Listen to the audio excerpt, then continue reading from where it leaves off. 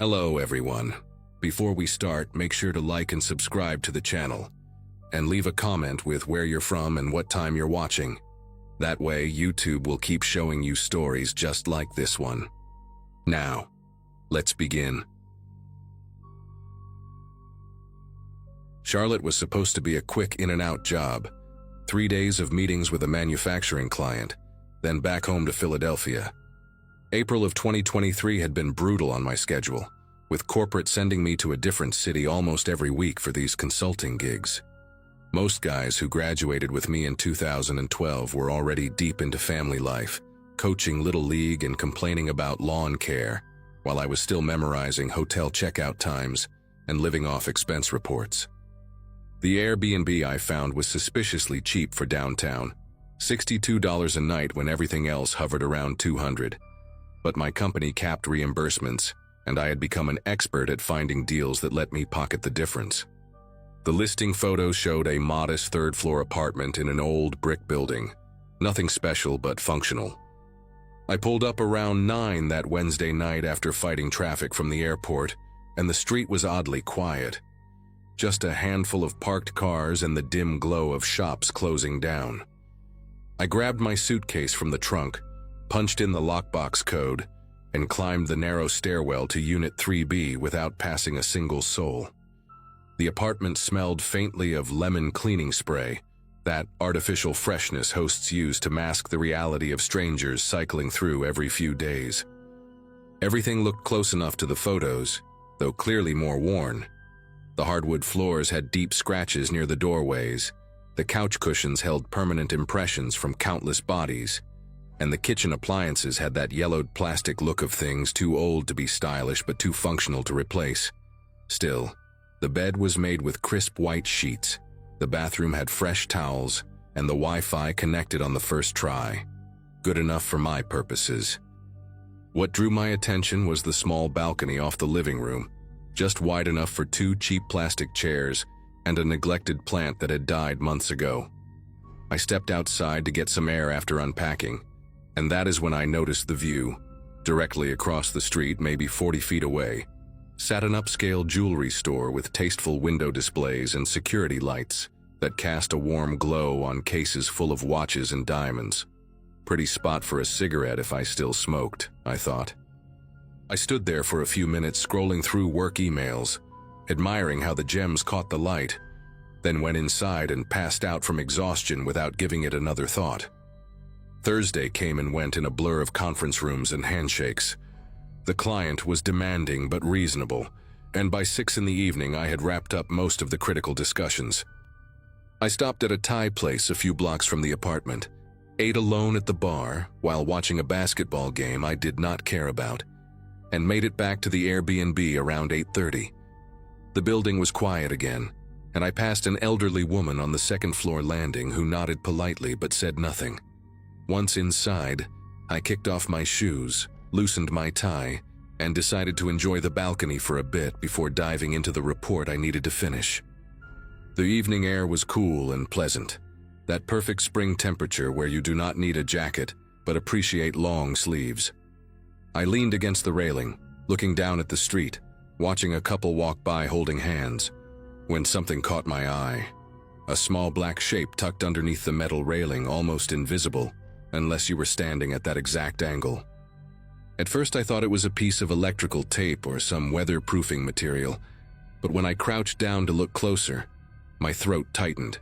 It was a camera, compact and deliberately concealed, its tiny lens pointed directly at the jewelry store across the street. I stayed crouched there for what felt like a full minute, just staring at this thing that should not exist. The camera was professional looking, matte black housing with no visible brand markings, mounted with industrial adhesive and angled with precision. This was not some random security measure a paranoid landlord might install. It was pointed outward, not at the apartment entrance or the balcony itself. Someone had placed it there specifically to watch that jewelry store, and they had done it carefully enough that a casual guest would never notice. I stood up slowly, my mind racing through possibilities. Maybe the Airbnb host was some kind of private investigator? Maybe the police had set up surveillance and forgotten to remove it? Neither explanation made sense, but I desperately wanted one of them to be true. I pulled out my phone and took a few pictures of the camera from different angles, some instinct telling me I might need documentation later. Then I stepped back inside the apartment and locked the balcony door, suddenly very aware of how exposed those large windows made me feel. The jewelry store gleamed across the street, beautiful and oblivious, and I wondered what exactly I had stumbled into. I tried to convince myself I was overreacting. Maybe the previous tenant was a photography enthusiast who liked capturing street scenes. Maybe it was an old security setup the host forgot to mention. I paced around the living room for a few minutes, then decided I needed a glass of water to calm my nerves. The kitchen was small and cramped, just a narrow galley with barely enough counter space to prepare a sandwich. I opened the cabinet above the sink looking for a clean glass, found one, filled it from the tap. My hands were not steady. As I turned to set the glass down, I noticed one of the drawers beneath the counter was slightly ajar, maybe half an inch open. Normally I would have ignored it, but something about the night had put me on edge, made me hyper-aware of every detail. I pulled the drawer open expecting to find the usual junk. Takeout menus, a can opener, maybe some dead batteries. Instead, I found a folded city map, the kind you pick up for free at gas stations, worn at the creases like it had been opened and closed dozens of times. Beneath it sat a small spiral notebook with a black cover, the type students use for class notes. I should have closed that drawer and walked away. I should have minded my own business and gone to bed. But my fingers were already reaching for the map before my brain could stop them. The map unfolded to show downtown Charlotte, and my stomach turned to ice when I saw what someone had done to it. The jewelry store across the street was circled in red ink, not once, but at least 7 or 8 times, the circles layered on top of each other with obsessive intensity. Small X marks dotted the surrounding blocks, each one labeled with cryptic abbreviations I could not decipher. An arrow pointed to an alley behind the store with the words "Service Entrance," written in neat, careful handwriting. I set the map aside and opened the notebook with fingers that had gone numb. The first few pages contained what looked like a schedule, names I did not recognize paired with times and days of the week. Carla, opens Mon Wed Fry, arrives 8:45, disarms 8:52.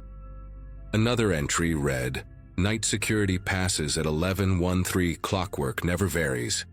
Page after page of detailed observations about the jewelry store's operations, employee habits, delivery schedules, alarm company response times. This was not a curious neighbor keeping casual notes. This was reconnaissance, methodical and thorough, the kind of preparation that comes before something very bad happens.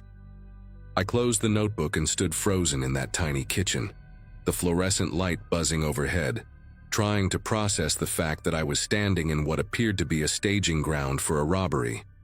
My first instinct was to call the police, but something held me back. What would I even say? I found a camera and some notes in an Airbnb, and I think someone might be planning a crime? They would ask questions I could not answer, maybe even suspect I was involved somehow. I was a stranger in this city, staying in a cheap rental across from a jewelry store, and I had just admitted to snooping through drawers. The optics were terrible. I decided to pack my things quietly, leave the apartment, find a hotel for the night, and figure out what to do in the morning with a clear head. I was halfway to the bedroom to grab my suitcase when I heard it. Footsteps in the stairwell, slow and deliberate, the heavy tread of boots on old wooden steps. The building had been silent all evening, and these footsteps were not the casual pace of someone coming home after a long day. They were measured, purposeful, and they stopped on the 3rd floor landing. I stood perfectly still in the middle of the living room, holding my breath, listening. Voices now, low and muffled, at least 2 different people speaking in hushed tones right outside my door. I could not make out the words, but the rhythm was unmistakable. This was a conversation, not a greeting between neighbors passing in the hall. I moved toward the door as quietly as I could manage, stepping on the edges of the floorboards where they were less likely to creak. The apartment had one of those old doors with a brass peephole, cloudy with age but still functional. I pressed my eye against it and felt my entire body go rigid. 3 men stood in the narrow hallway, clustered close together like they were trying not to be overheard. The one closest to my door was tall and broad-shouldered, wearing a dark jacket and watching the stairwell like he expected someone else to appear. The second man was shorter, wiry, with a shaved head that gleamed under the dim hallway light. The third stood slightly apart from the others, older than them by at least a decade, with gray at his temples and the calm, patient expression of someone who had done this kind of thing before. The tall one leaned in close to the older man and said something I could not hear. The older man shook his head slowly, then replied in a voice just loud enough to reach me through the thin door. "Check if the renter saw the setup. If he touched the materials, we handle it tonight." The shaved-head man reached for my doorknob, and I watched in horror as it began to turn. The deadbolt held. I had locked it out of habit when I came in, the way you do in unfamiliar places without even thinking. The knob twisted left, then right, then stopped. A pause. Someone muttered something about keys, and I heard the older man say, "Bobby has the spare. He is on his way up." I had seconds, maybe a minute at most. My mind went blank with panic, then snapped into survival mode with a clarity I did not know I possessed. The balcony. It was my only option. I moved fast but tried to stay silent, grabbing my phone and wallet from the kitchen counter, leaving everything else behind. The bedroom had a window that faced the same direction as the balcony, and I remembered seeing a fire escape during my brief exploration of the apartment. I slipped into the bedroom and eased the window open, wincing at the soft scrape of wood against wood. The fire escape was there, old and rusted but solid enough, dropping down to a narrow alley between buildings. Behind me, I heard new footsteps on the landing.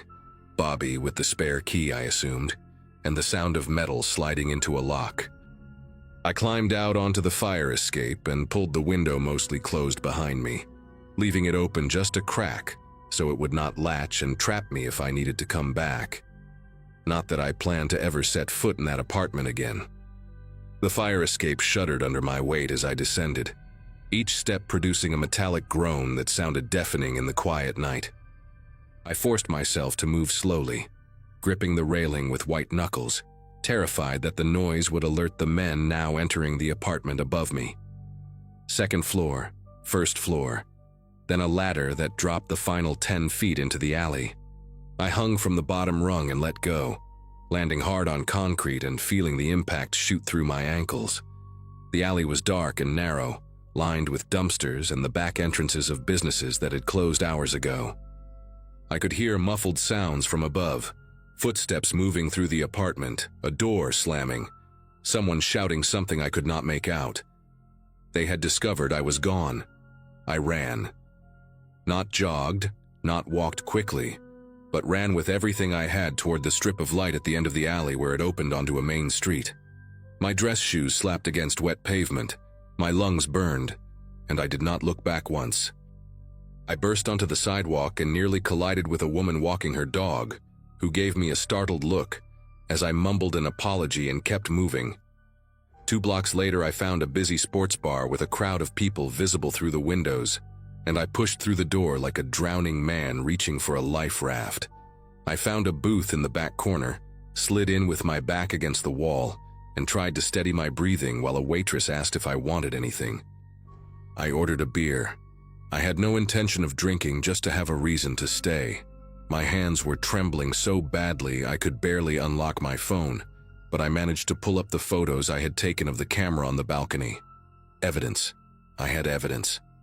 I called 911 and told the dispatcher everything: the hidden camera, the map with the jewelry store circled, the notebook full of schedules, the 3 men who had come to the apartment, what I heard them say through the door. The dispatcher kept me on the line while she sent units to the building, asking me to describe everything again. Slower this time.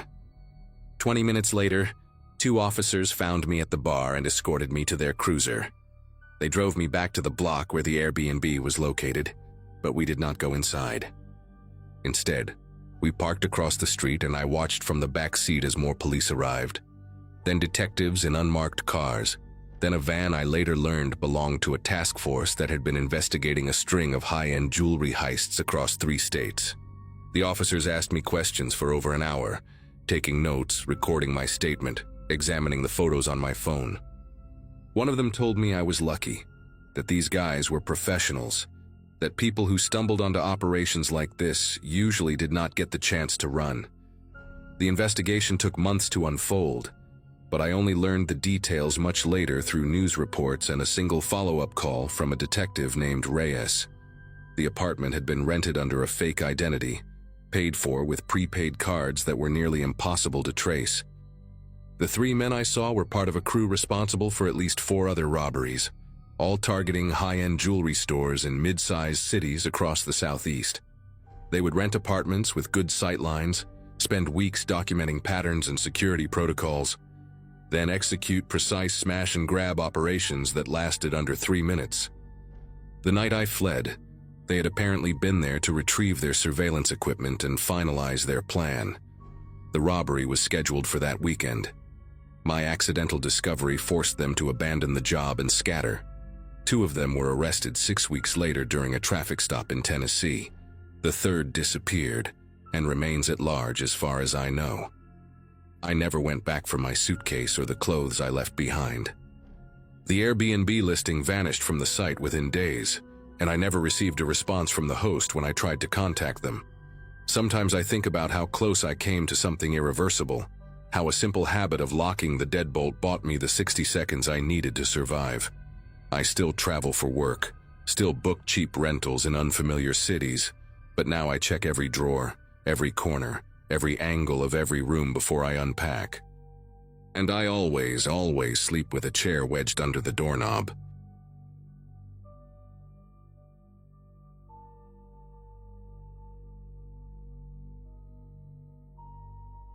October 2022 had been rough on me in ways I still struggle to articulate. A layoff from the marketing firm where I had worked since graduating college in 2017, followed by the kind of breakup that leaves you staring at your ceiling at 3 in the morning, wondering where exactly everything went wrong.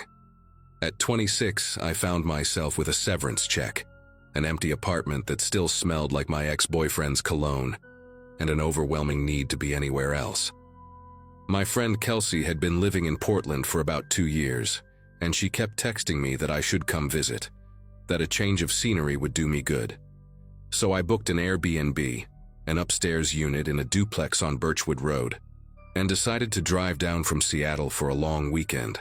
The listing looked perfect in that carefully curated way rentals always do online.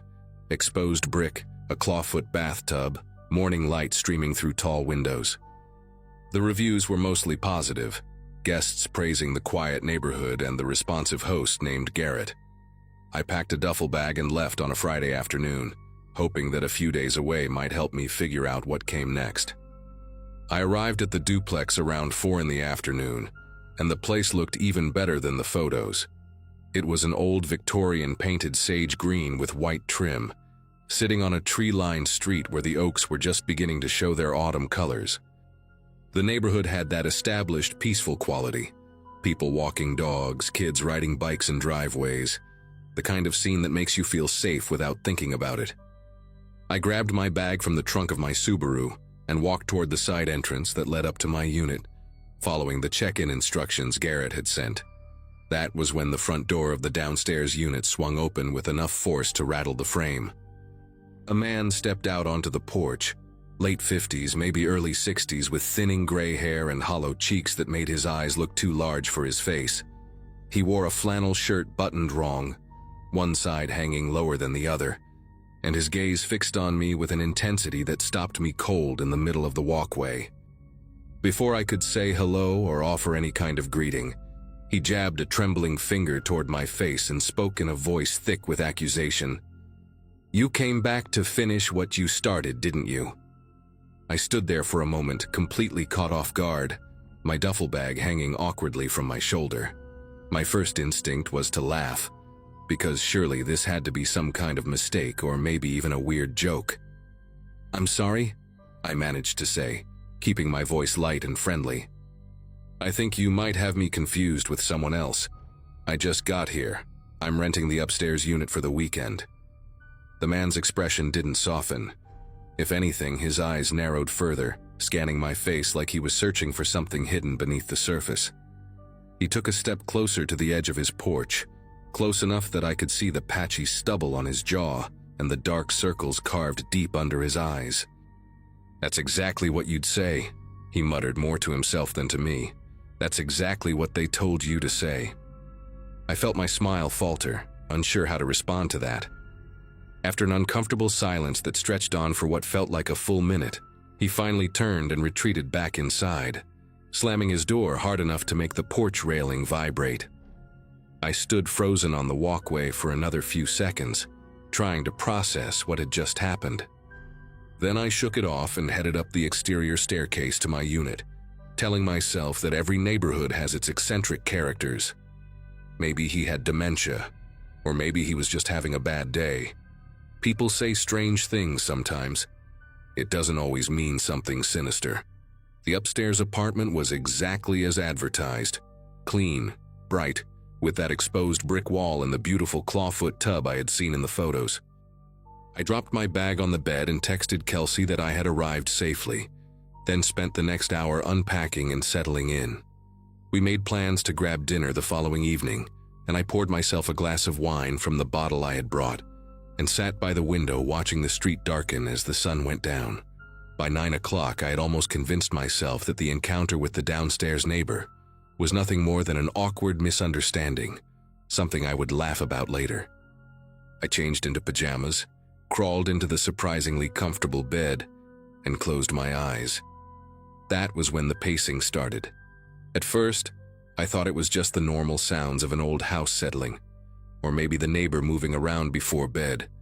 But as I lay there in the darkness, I realized the footsteps were deliberate, back and forth, directly beneath my bedroom. The floorboards in these old Victorians are thin, and I could track his movement with unsettling precision.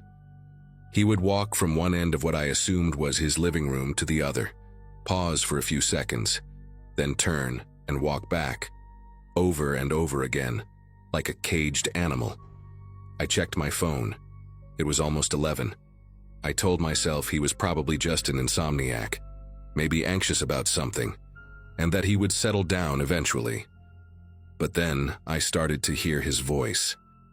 It was muffled through the floor, impossible to make out complete sentences, but the rhythm of it was clear. He was talking to himself, or maybe to someone who wasn't there. I pressed my ear closer to the mattress, straining to listen, and caught fragments that made my chest tighten. "They sent her again, and she thinks I don't know," and something that sounded horribly like, "This time I'll be ready." I barely slept that night. Every time I started to drift off, the pacing would resume, or I would hear that low, muttering voice rising up through the floorboards like smoke. By the time pale morning light began to filter through the curtains, I had maybe gotten 2 hours of broken rest. I lay there debating what to do. Should I message Garrett, the host? Should I just leave and find a hotel? Part of me felt ridiculous for being so shaken by what was probably just a lonely, mentally unwell man who posed no real threat. I decided to give it one more chance to see how things looked in the daylight. I showered, got dressed, and made myself a cup of coffee using the little Keurig machine on the kitchen counter. Around 8 in the morning, I gathered the small bag of trash I had accumulated, the wine bottle, some packaging from snacks, and headed downstairs to find the bins Garrett had mentioned were located at the side of the house. The morning air was crisp and cool, and for a moment everything felt normal again. Birds were singing, a jogger passed by on the sidewalk, and I could smell someone cooking bacon somewhere nearby. I rounded the corner toward the trash cans, and that was when the downstairs door burst open and he came rushing out, a kitchen knife clutched in his right hand. I dropped the trash bag and stumbled backward, nearly tripping over my own feet. He stopped about 6 feet away from me, close enough that I could see the blade catching the morning sunlight, close enough that I could see how badly his hand was shaking. His eyes were wild and bloodshot, rimmed with red like he hadn't slept in days, and there was a sheen of sweat on his forehead despite the cool air. "Admit it," he said, his voice cracking on the words. Admit who hired you. I know you're one of them. I know they sent you to watch me, to report back. Who is it? The government? My ex-wife? Just tell me the truth and maybe we can work something out.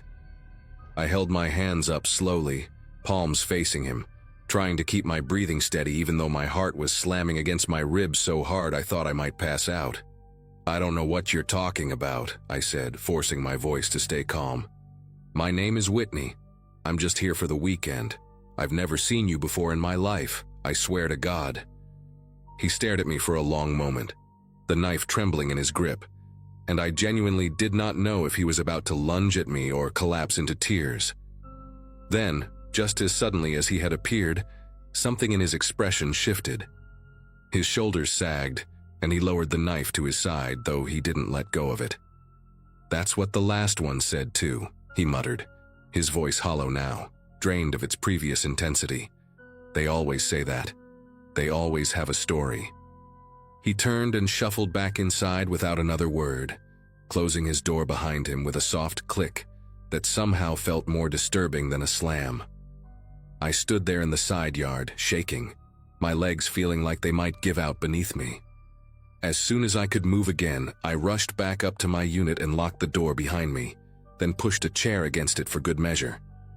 I grabbed my phone and immediately called Garrett, the host, my words tumbling out in a panicked rush as I described what had just happened. There was a pause on the other end of the line, and then Garrett sighed, not with concern but with what sounded almost like mild annoyance. "Oh, that's just Howard," he said, like he was explaining away a barking dog. "He's been going through a rough patch lately. Divorce, lost his job, you know how it is. He's harmless, really. Just try to avoid him and you'll be fine." I wanted to scream at him. I wanted to ask how a man waving a knife at a guest could possibly be considered harmless. But Garrett kept talking, assuring me that Howard had lived in the downstairs unit for over 3 years and had never actually hurt anyone, that he just had episodes sometimes, and that they usually passed within a day or two.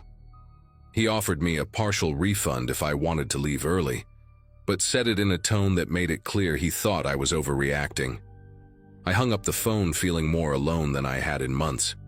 Kelsey was at work and couldn't come get me until the evening, and the thought of walking back to my car, which was parked on the street right in Howard's line of sight, filled me with dread. So I stayed inside, double-checking that every window was locked, keeping the chair wedged against the door. I tried to distract myself with my phone, scrolling through social media, but I kept glancing toward the floor every time I heard a creak from below. Around noon, the pacing started again. Back and forth, that relentless rhythm that I could feel in my teeth. And then, sometime in the early afternoon, the pacing stopped, and I heard footsteps coming up the exterior staircase toward my door. I held my breath, standing in the middle of the living room, staring at the door like it might explode inward at any second. The footsteps stopped at the top of the stairs. There was a long pause, 10 seconds, maybe 15, and then a soft scraping sound, like paper being pushed across wood. I watched as a folded piece of notebook paper slid beneath the gap at the bottom of the door, coming to rest on the hardwood floor about 2 feet in front of me. The footsteps retreated back down the stairs, slow and deliberate, and I heard Howard's door open and close. I didn't move for at least a full minute. When I finally worked up the courage to pick up the note, my fingers felt numb and clumsy, like they belonged to someone else. The handwriting was jagged and uneven, pressed so hard into the paper that it had torn through in places. It read, "I know you're here to take me. I won't go quietly. I've prepared. Tell whoever sent you that I'm ready this time. I won't let it happen again." I read it 3 times, trying to make sense of it, trying to convince myself that this was just the ramblings of a sick man and not a genuine threat. But the words "I've prepared" kept echoing in my head, and I thought about that knife in his hand and I knew I had to get out of there. I started shoving my clothes back into my duffel bag, not bothering to fold anything, just cramming it all in as fast as I could.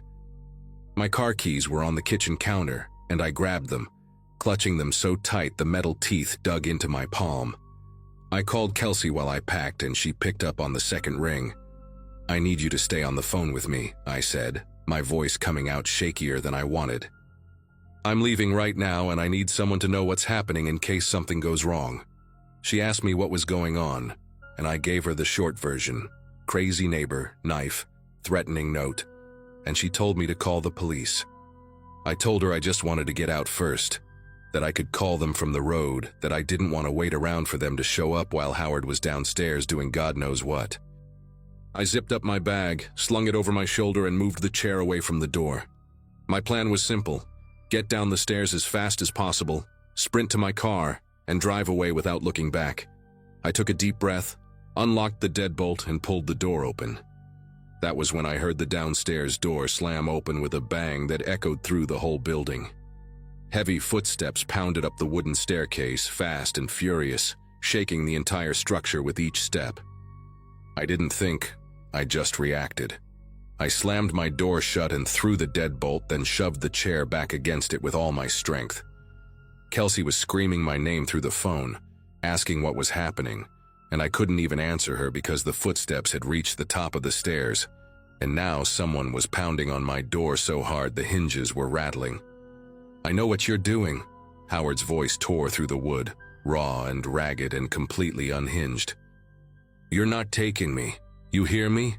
I won't let you take me like you took the others." I backed away from the door until I hit the far wall, my phone pressed to my ear, and I finally managed to choke out the words, "Call 911, Kelsey.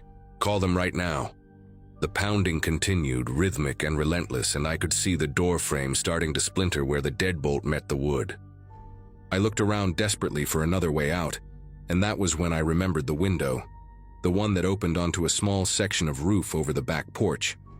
I ran to it, shoved it open, and climbed out onto the slanted shingles just as I heard the door finally give way behind me.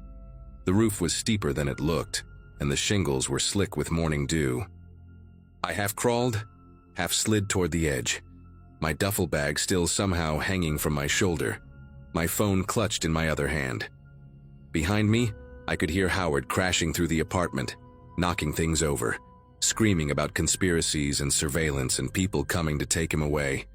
I reached the edge of the roof and looked down. It was maybe a 10-foot drop to the grass below, maybe less. I didn't let myself think about it. I tossed my bag down first, then lowered myself over the edge, hung by my fingertips for a second, and let go. I hit the ground hard, pain shooting through my ankles, but I was up and running before I even registered it. I sprinted around the side of the house toward my car, fumbling with my keys, not daring to look back. I could hear Howard somewhere behind me now, his voice carrying through the morning air, still ranting about them and the network, and how he wouldn't be taken alive. I reached my Subaru, ripped the door open, threw myself inside and locked it. My hands were trembling so badly it took me 3 tries to get the key in the ignition. When the engine finally roared to life, I peeled away from the curb without even checking for traffic, and I didn't stop driving until I was 3 miles away, parked in the lot of a grocery store, sobbing so hard I could barely breathe. The police found Howard inside the upstairs unit, sitting on the floor of the living room with the knife still in his hand. He didn't resist when they arrested him. Kelsey had called 911 the moment she heard the door break down, and the officers arrived within 8 minutes, an eternity when you're running for your life, but fast enough that he didn't have time to flee. I gave my statement from the grocery store parking lot, still shaking, still crying, and a detective called me later that evening to fill in the gaps. Apparently, Howard had been in and out of psychiatric facilities for years. He suffered from severe paranoid schizophrenia, and he had stopped taking his medication about 2 months before I arrived. Garrett, the host, knew about his condition, but thought he could manage the situation because Howard had been stable for a while. The detective told me I was lucky, that Howard had made similar accusations against a previous guest 6 months earlier, a woman who had cut her stay short after he followed her to her car.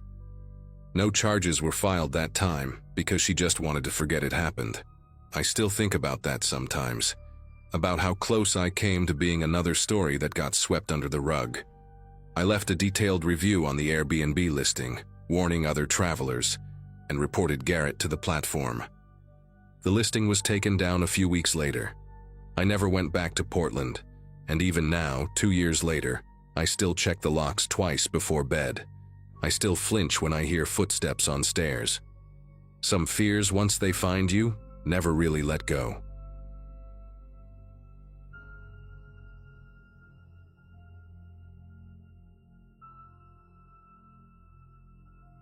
Booking apps make me nauseous now. Not exaggerating, I mean physically sick. Friends ask me to join them on trips, and I make up excuses because I cannot explain what happened in April 2018 without sounding paranoid or crazy.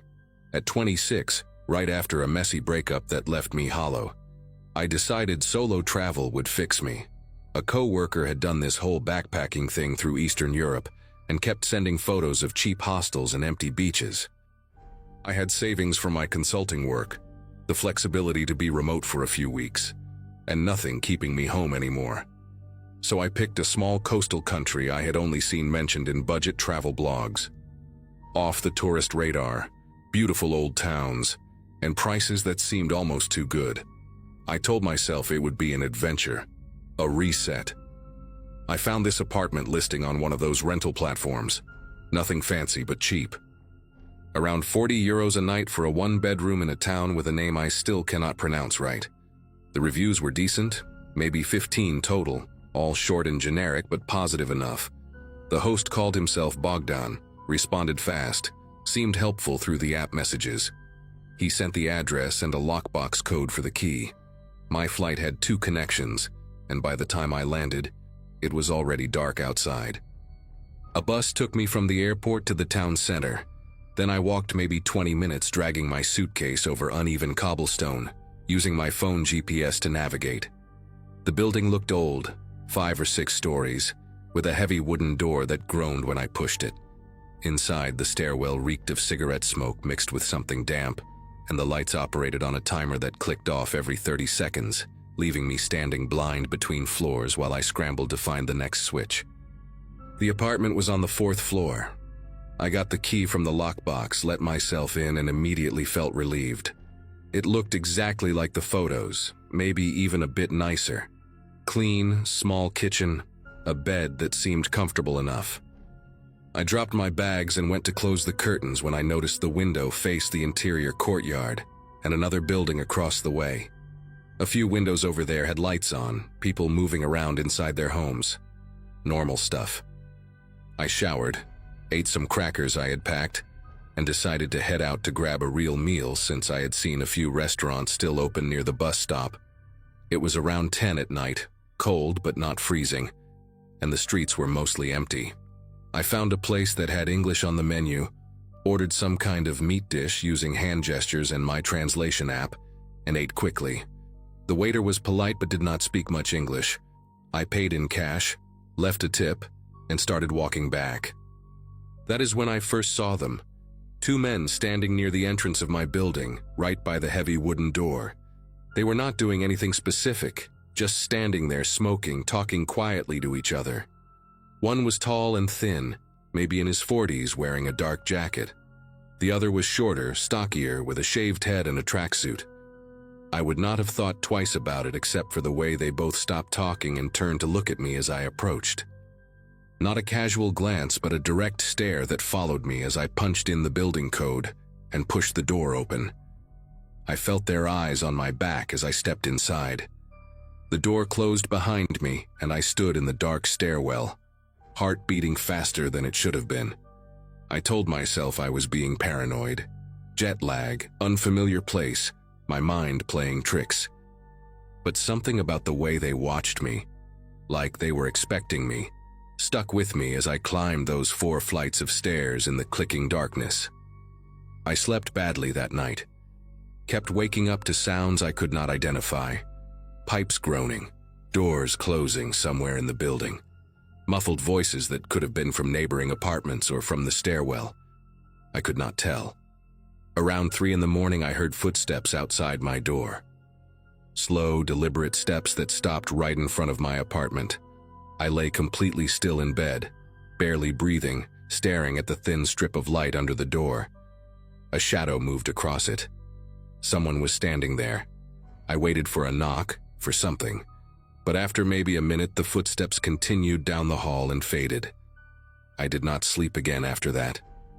I just lay there watching the ceiling turn gray as the sun came up, convincing myself it was probably just a neighbor coming home late, nothing more. In the morning, around 8, I finally got up and checked my phone. There was a message from Bogdan on the rental app, sent at 6 in the morning. It said in broken English, "You came home very late. Who brought you?" I read it 3 times trying to understand what he meant. How did he know what time I came back?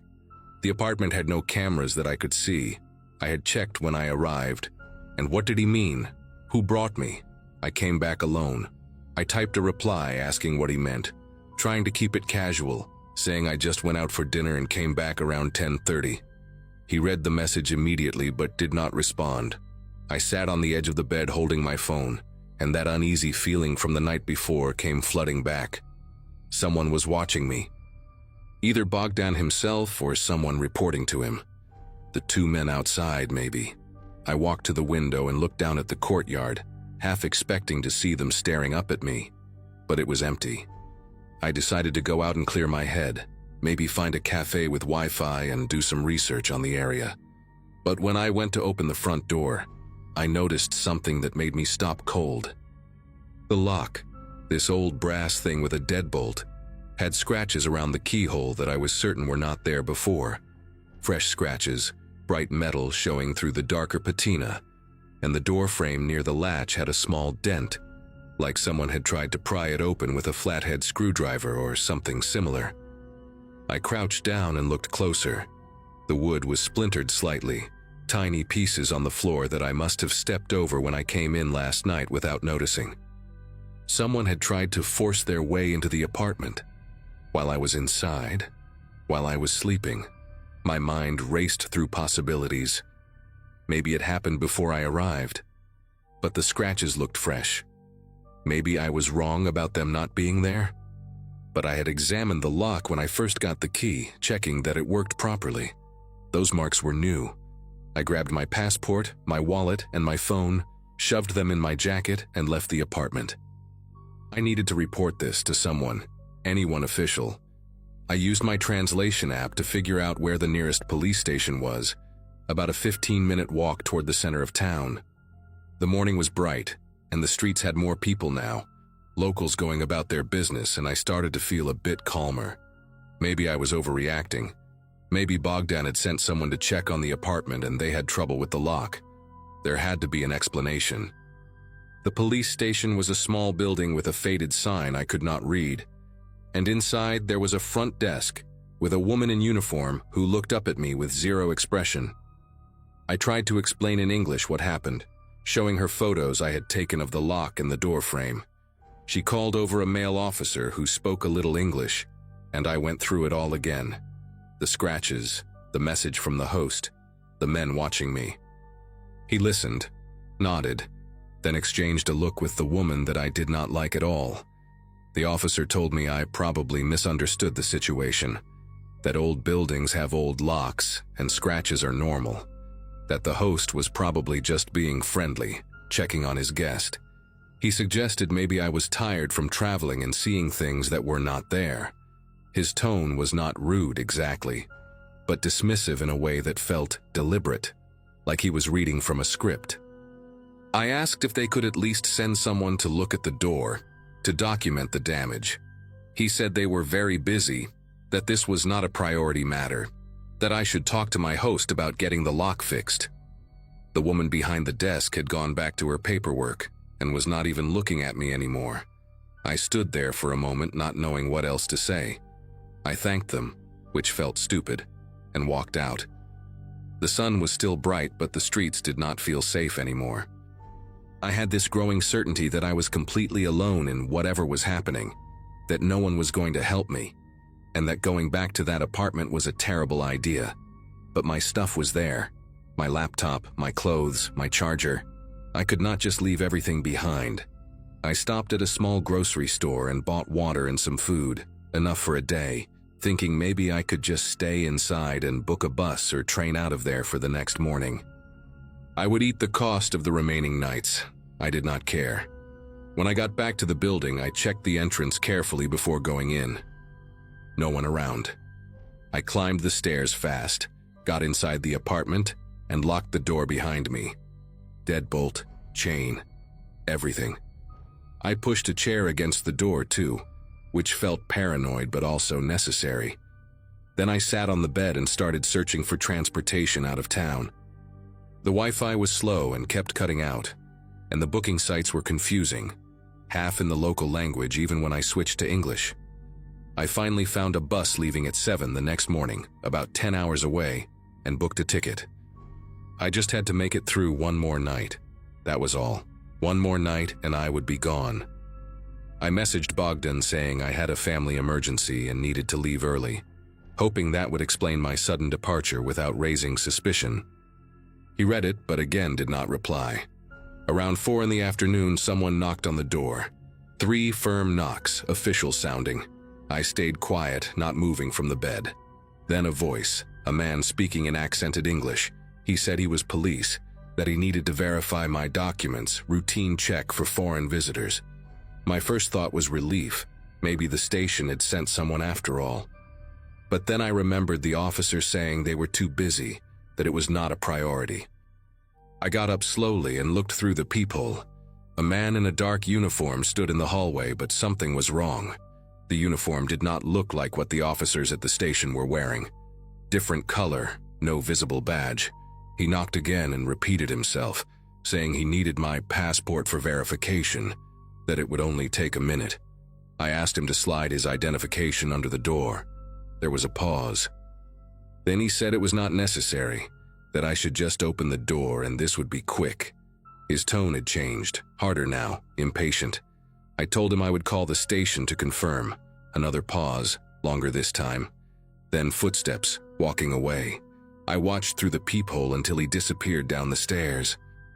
My hands were trembling as I grabbed my phone and tried to find the number for the police station.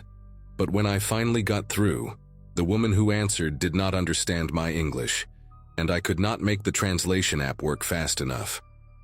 I gave up after a few minutes of useless back and forth. An hour later, maybe a bit more, I got a message from Bogdan.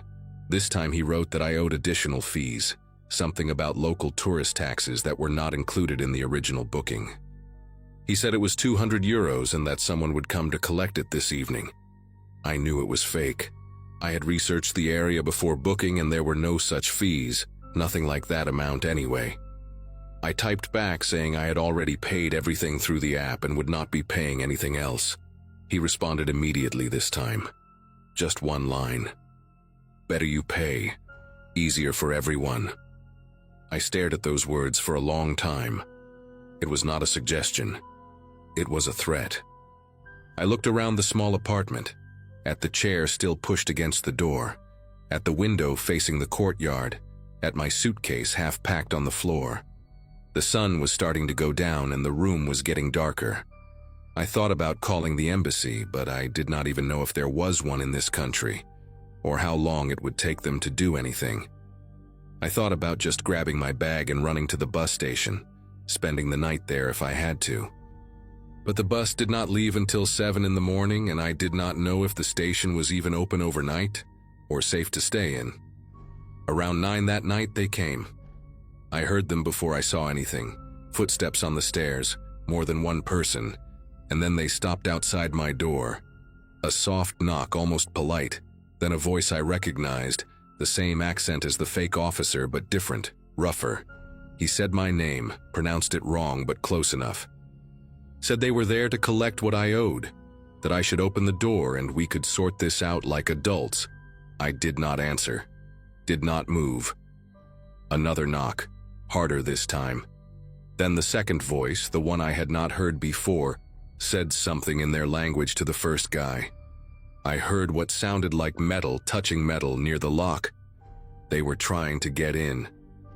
I grabbed my phone and did the only thing I could think of.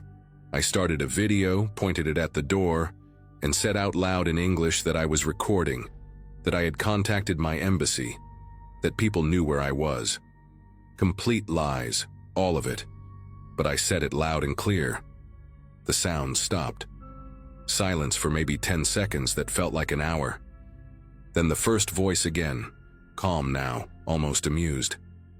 He said, okay, no problem. Said I should enjoy my stay. And then footsteps again, going down, getting quieter until I could not hear them anymore. I sat on the floor with my back against the bed, phone still recording, and I did not move for the rest of the night. I did not sleep. I barely blinked. I just sat there in the dark, watching the strip of light under the door, waiting for the shadows to come back. They never did. At 5 in the morning, when the sky started getting light, I grabbed my suitcase and left everything else behind. Charger, some clothes, a book I had been reading. I did not care. I walked to the bus station through empty streets, jumping at every sound, every person I passed. The station was open, a few other travelers sitting on benches looking half asleep. I found a corner where I could see all the entrances, and I waited. The bus came at 7, exactly on time, and I got on without looking back. I did not feel safe until we crossed the border into the next country, 3 hours later. Even then, I kept checking behind me, kept expecting to see that tall man in the dark jacket or the one with the shaved head. But they were gone. Or maybe they just found someone else. I never reported it to anyone, not properly. Who would I report it to? The police were useless or complicit. The rental app sent me a generic response when I complained. Something about investigating the matter, and the listing stayed up for months after. I checked. Bogdan even left me a review, 1 star, saying I was a difficult guest who left without paying what I owed. I did not respond. I just deleted my account and tried to forget any of it happened. But I still think about those footsteps stopping outside my door. I still hear that voice saying my name, and I still wonder what would have happened if I had opened it.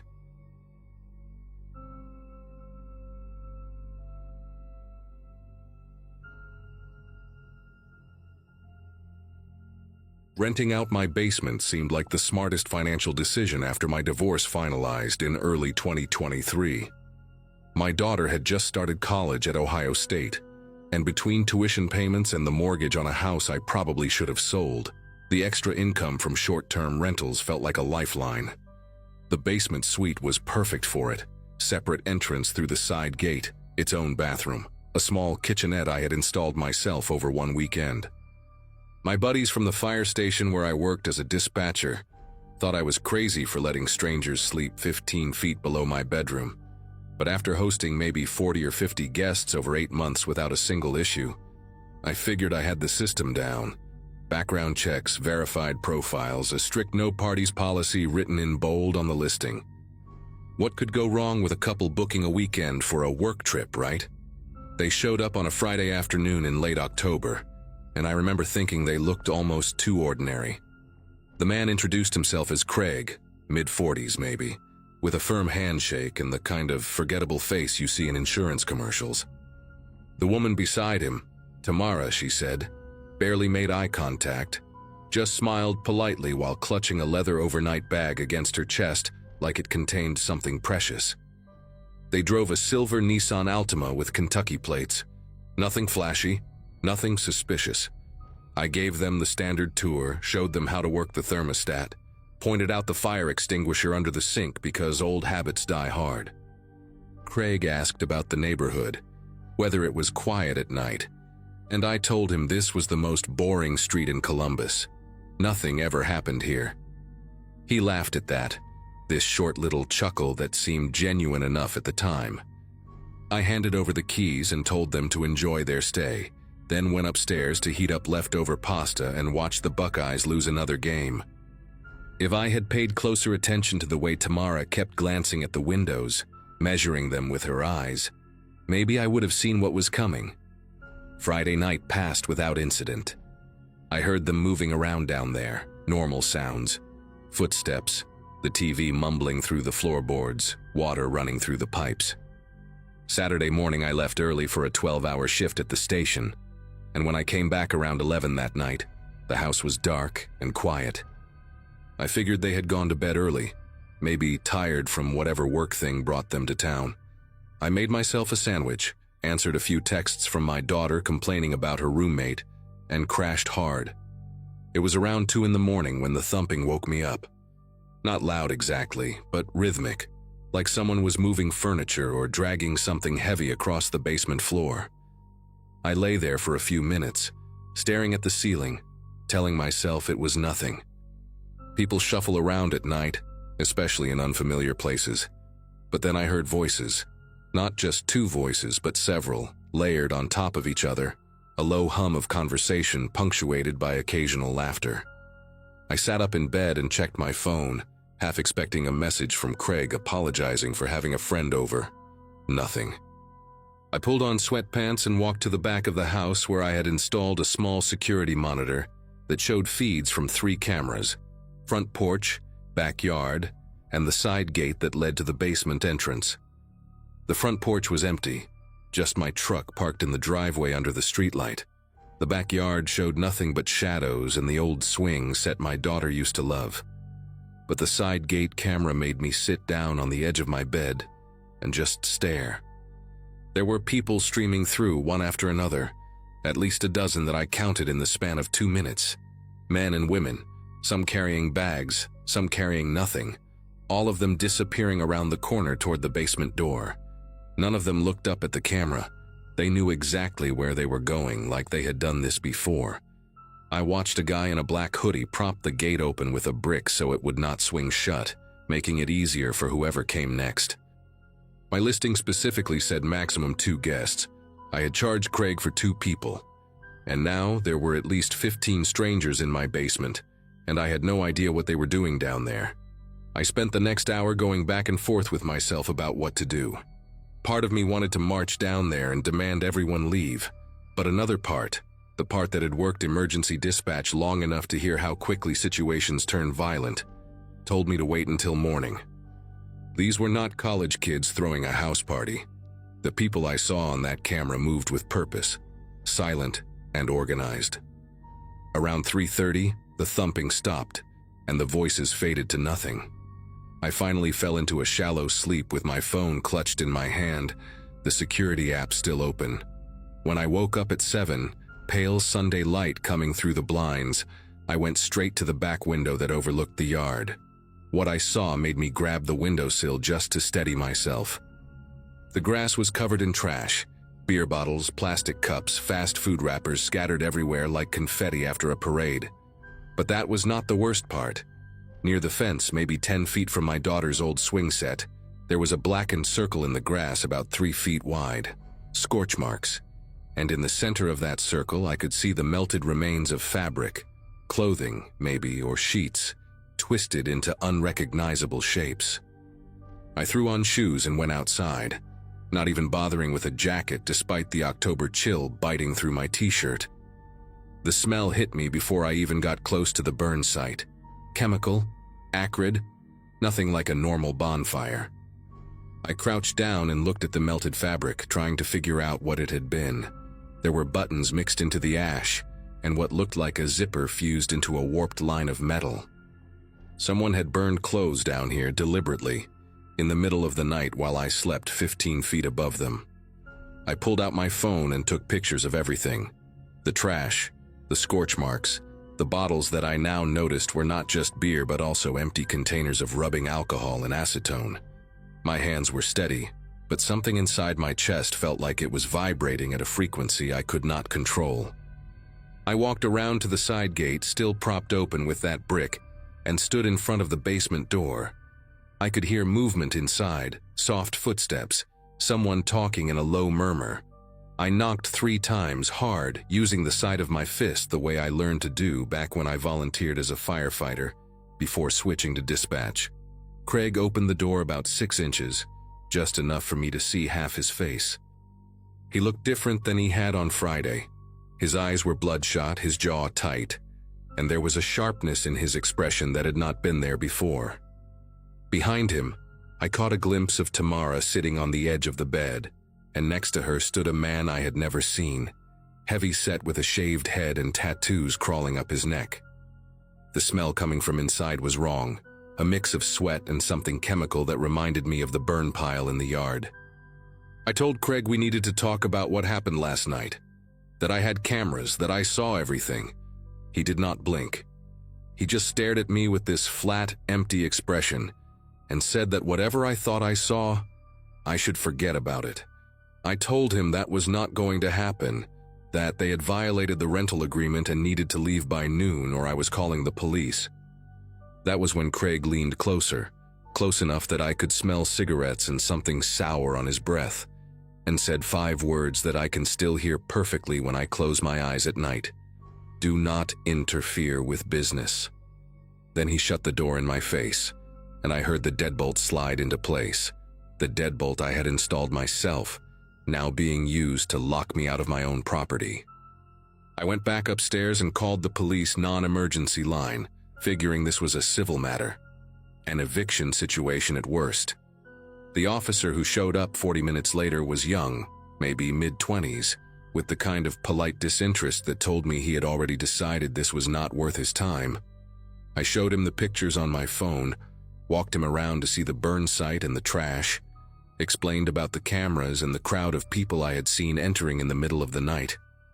He nodded along, took a few notes, then knocked on the basement door himself. Craig answered with a completely different demeanor, friendly, apologetic, laughing about how they had invited a few friends over and things got a little out of hand.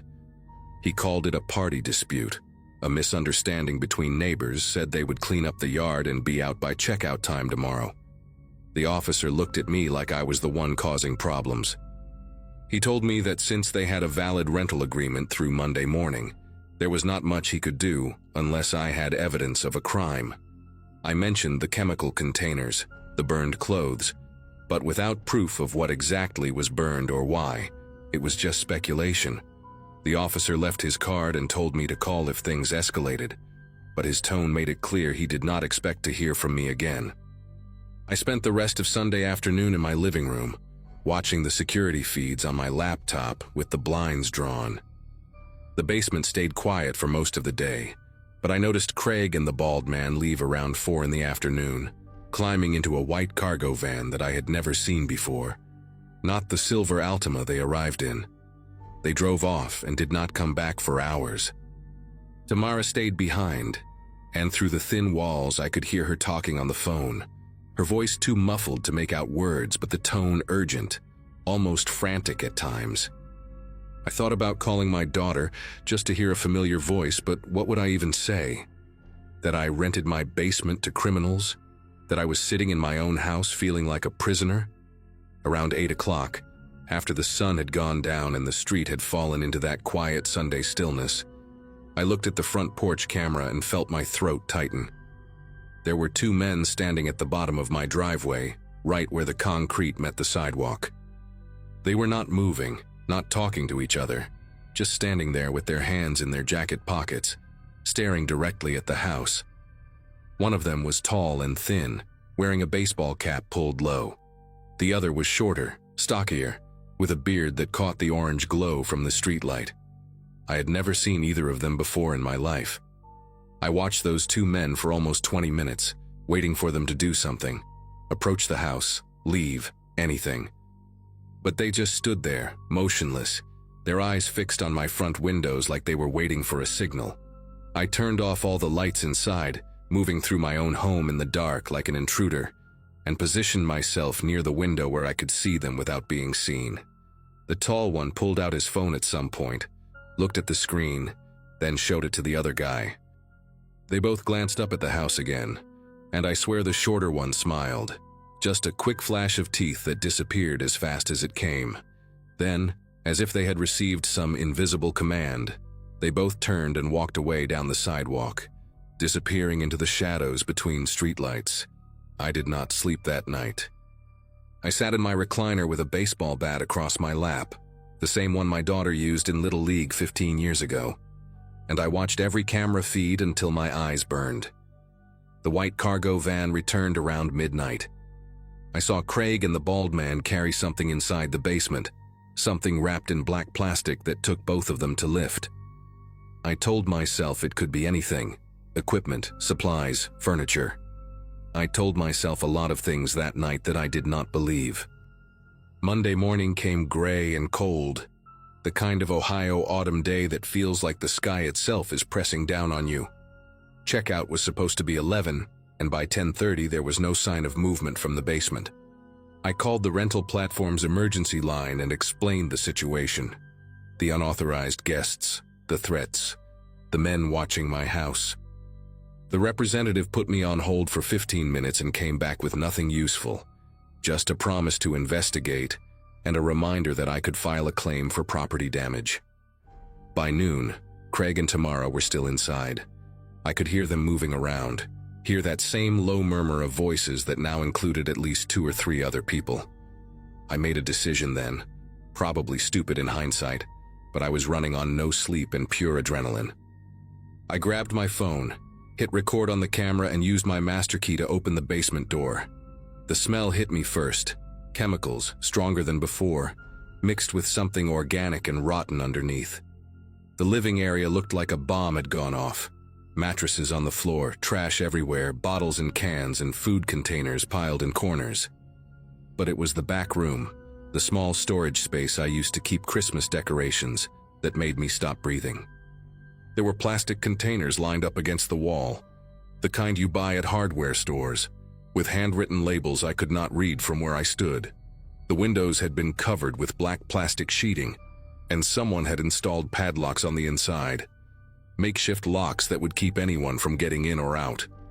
Craig appeared from the bathroom, and behind him I saw the bald man and another guy I did not recognize, younger, with nervous eyes that kept darting toward the back room. Craig told me to get out, his voice calm but carrying an edge that felt like a blade against my throat. I held up my phone and told him I had already called the police again, that they were on their way, that whatever they were doing down here was over. It was a bluff. I had not called anyone yet, but something in my voice must have convinced him. He looked at the other 2 men, some kind of silent communication passing between them, and then he smiled. Not a friendly smile, but the smile of someone who knows something you do not. He told me to check the wall by the bed before I made any more threats. Then all 3 of them walked past me, close enough that the bald man's shoulder brushed mine, and they went out the side door without another word.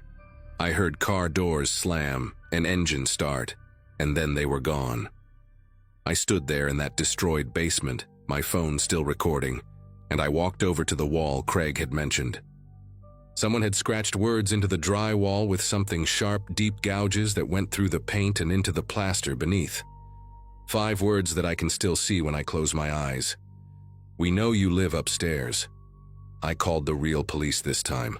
Not the non-emergency line, but 911. And I told them everything. 2 officers came first, then a detective, then a whole team of people in plain clothes who took one look at the back room and made everyone else step outside. They found traces of methamphetamine production in those containers, enough chemical residue to charge someone with manufacturing if they ever caught them. The black plastic on the windows, the padlocks, the burned clothes in the yard, it all pointed to a mobile drug operation, the kind that sets up in short-term rentals for a few days and disappears before anyone catches on. The detective told me I was lucky, that these people had done this before in other cities, and that the homeowners who asked too many questions usually ended up with more than scratched drywall. They dusted for fingerprints, took samples, photographed everything, but Craig and Tamara, if those were even their real names, had used fake identification to book the rental. The silver Altima had been stolen from a parking garage in Kentucky 3 weeks earlier. The white cargo van was found abandoned 2 days later at a rest stop near Indianapolis, wiped clean. Nobody was ever arrested. The case went cold within a month. I sold the house in February of 2024, took a loss on it just to get out fast. My daughter asked me why I was moving into an apartment when I'd always said I would die in that house, and I told her I just needed a change of scenery. I never told her about the message on the wall, about the men standing at the bottom of the driveway, about the nights I spent awake with a baseball bat waiting for footsteps that never came. Some things you carry alone because sharing them would only spread the weight to people you love. I still check behind me when I walk to my car at night. I still look at every silver Nissan on the highway and wonder. The new apartment has no basement, no extra rooms, no space for guests of any kind.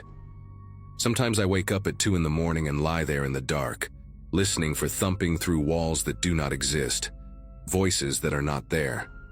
The police told me those people probably forgot about me the moment they drove away, that I was just another mark, another temporary stop on whatever criminal highway they travel. Maybe that is true, but I remember the way Craig smiled before he left, the way he told me to check the wall like he was giving me a gift. They wanted me to find that message. They wanted me to know that even in my own home, I was never really alone. And some nights, when the apartment is too quiet and the shadows stretch too long, I still do not feel alone. And that is the part that keeps me awake.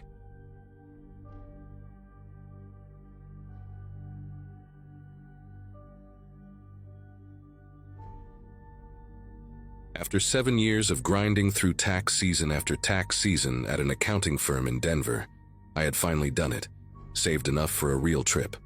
Not some weekend getaway to Vegas, or a cruise with watered-down drinks, but an actual solo adventure through Portugal. My sister thought I was crazy for traveling alone at 26, but something about wandering through cobblestone streets with no itinerary felt like the reset I desperately needed. I landed in Lisbon on a Wednesday morning in late September 2024, jet-lagged but buzzing with that particular kind of excitement you only get when everything is unfamiliar.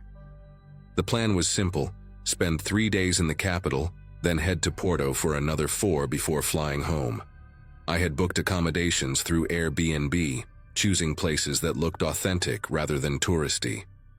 For Porto, I found what seemed like a steal: a private room inside a 19th century townhouse in the Ribeira district, hosted by a man named Gaspar who had dozens of 5-star reviews praising his hospitality and local recommendations. When I arrived at the address on that Sunday afternoon, the house exceeded my expectations in ways that made me giddy. It sat on a narrow street that wound up from the Douro River, its blue and white azulejo tiles gleaming in the autumn sun. Gaspar greeted me at the heavy wooden door with a warm handshake and a smile that crinkled the corners of his eyes. He was perhaps in his early 60s, with thick gray hair combed back, and a neatly trimmed beard that gave him an almost grandfatherly appearance. His English was broken but enthusiastic, peppered with Portuguese phrases he would then translate with exaggerated hand gestures. He insisted on carrying my suitcase up the creaking staircase, pointing out family photographs on the walls: his late wife, his daughter who lived in Brazil, his grandchildren he saw only on video calls.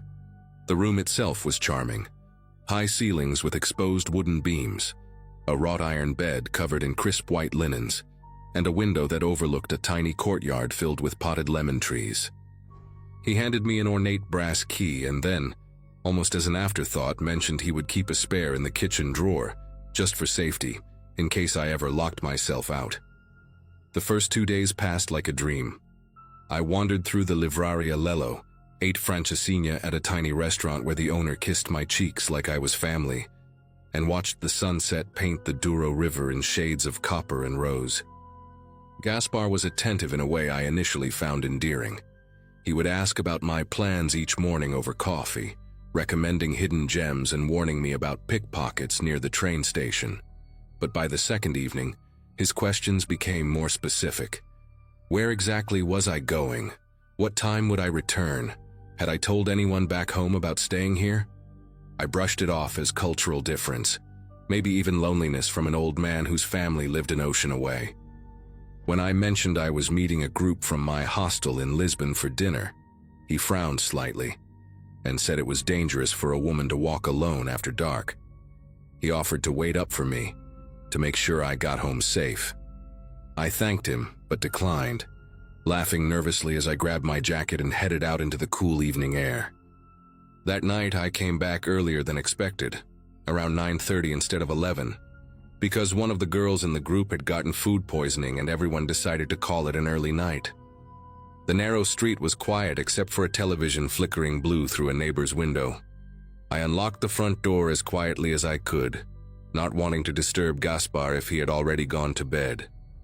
But as I climbed the stairs, I heard footsteps above me, quick and shuffling, followed by the distinct creak of my bedroom door. My heart began pounding against my ribs as I reached the landing. There, standing in my doorway with my backpack clutched against his chest, was Gaspar. For a moment, neither of us moved. His expression shifted through several emotions: surprise, something that looked almost like fear, and then a smile that spread too slowly across his face. He explained, his voice overly casual, that he had noticed my window was not closing properly and wanted to check on it before the rain came. He set my backpack down on the bed, patted it twice like it was a sleeping pet, and wished me a good night before shuffling past me down the hallway. I stood there for what felt like minutes, my pulse thundering in my ears, trying to convince myself that I had misread the situation entirely. I barely slept that night.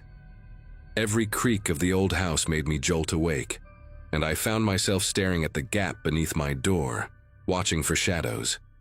I had pushed the heavy wooden dresser in front of it before getting into bed, telling myself I was being paranoid, that Gaspar was just an odd but harmless old man. But when morning light finally crept through the curtains, I checked my backpack and found everything seemingly in place: my passport, my wallet, my emergency cash hidden in a zippered pocket inside my toiletry bag. Nothing was missing. I almost laughed at myself, at the dramatic American girl who watched too many true crime documentaries. I decided I would stay the remaining 2 nights as planned, but keep my distance from Gaspar. Spend more time out of the house, maybe even find a cafe with Wi-Fi where I could work on editing the hundreds of photos cluttering my phone. I grabbed my phone from the nightstand to check my messages, and that was when I noticed it. The small tray on the side of the device was slightly ajar, and when I pulled it open, the slot was empty. My SIM card, my only connection to calling and texting without Wi-Fi, was sitting neatly on the wooden desk across the room, propped against the base of a ceramic lamp like someone had placed it there deliberately for me to find. My mind raced through explanations that made sense. Maybe I had taken it out myself and forgotten. Maybe it had fallen out somehow and Gaspar had found it on the floor and placed it there for me. But I knew neither of those things was true. I remembered using my phone to text my sister right before falling asleep. Remembered the little green bubble confirming the message had sent. Someone had removed that SIM card while I slept, while the dresser blocked the door, which meant they had either moved the furniture without waking me, or they had come through another way. I walked to the window and examined the latch. It was old, the kind that could be jimmied open with a butter knife, and the frame showed faint scratches that I had not noticed before. My stomach twisted into a knot so tight I thought I might be sick. I shoved the SIM card back into my phone with trembling fingers and immediately tried to book a taxi to the airport. I did not care about the remaining nights I had paid for. I did not care about the non-refundable reservation or the carefully planned itinerary. I just needed to leave this house, this street, this city that had transformed overnight from charming to suffocating. The first taxi I requested through the app accepted my ride, and I watched the little car icon on the screen begin moving toward my location. I started throwing clothes into my suitcase without folding them, shoving toiletries into side pockets, not caring about organization or wrinkles or any of the meticulous packing habits I normally obsessed over. Then, about 3 minutes before arrival, the driver canceled. No explanation, just a notification that my ride was no longer available. I requested another one. A different driver accepted, and again I watched the icon approach on the map, getting closer and closer until it was practically on top of my pin. Then he canceled too. I tried a third time with the same result. Acceptance, approach, cancellation. On the 4th attempt, I watched the car actually turn onto my street, pause for nearly a minute, and then make a sharp U-turn before the cancellation notification appeared. I stood at my window looking down at the narrow road, my suitcase zipped and waiting by the door, and I saw the white sedan disappear around the corner like it was fleeing from something. I switched to a different taxi app, one of the local Portuguese services I had downloaded as a backup. The first driver who accepted sent me a message almost immediately. "This address? You are sure?" I typed back, "Yes, please hurry." He canceled 30 seconds later without another word. I finally went downstairs, thinking maybe I could walk to a busier street and hail a cab the old-fashioned way. Gaspar was sitting at the kitchen table with a newspaper spread in front of him and a small cup of espresso steaming by his elbow. He looked up when I appeared with my suitcase and something flickered across his face.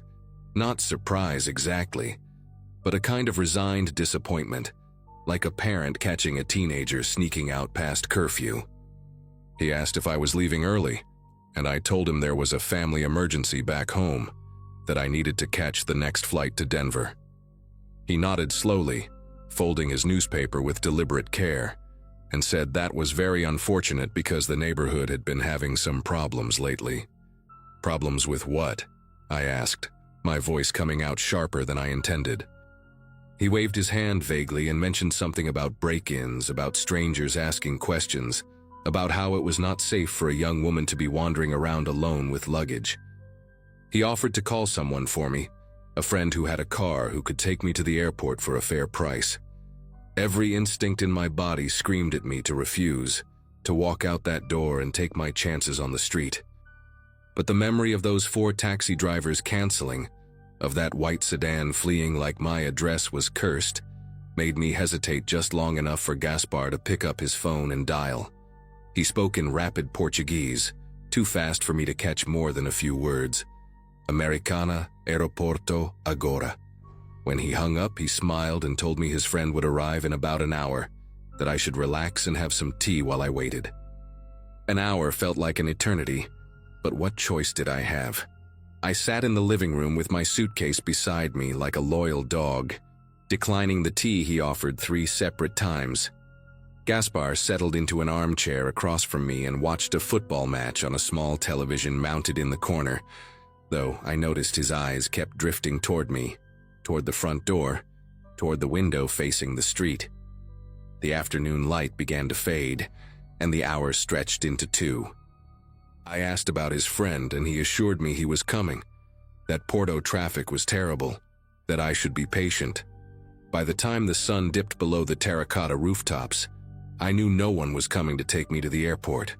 I stood up and announced I was going to walk to the main road and find my own transportation.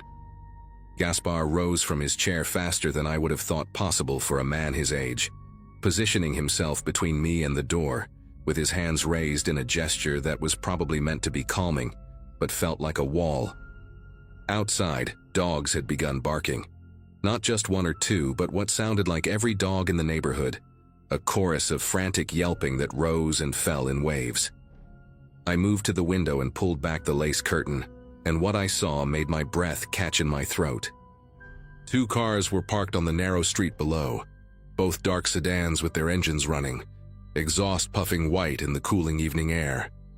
I could see silhouettes inside, 2 people in the front car, at least 3 in the back one.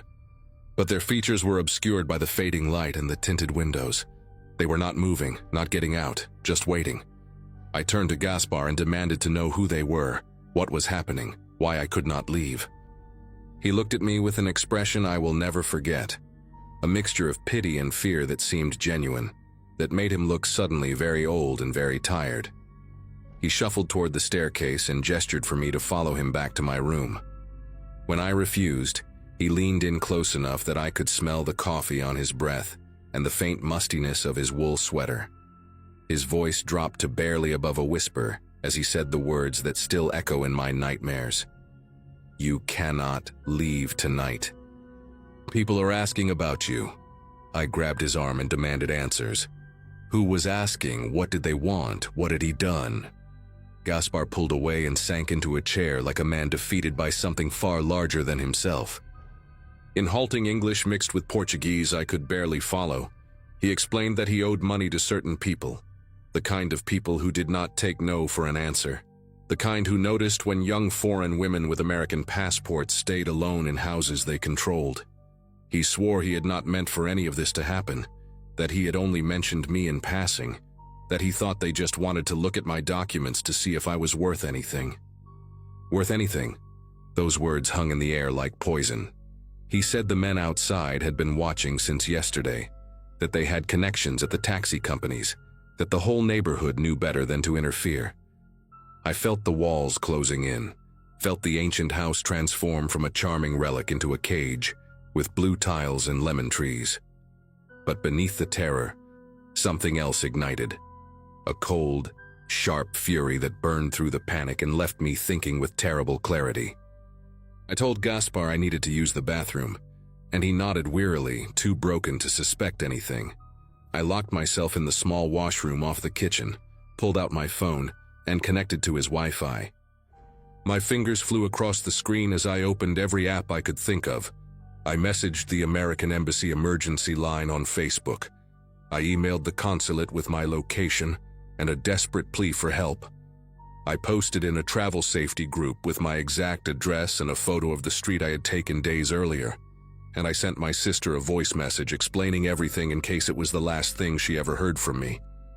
Then I did something that probably saved my life.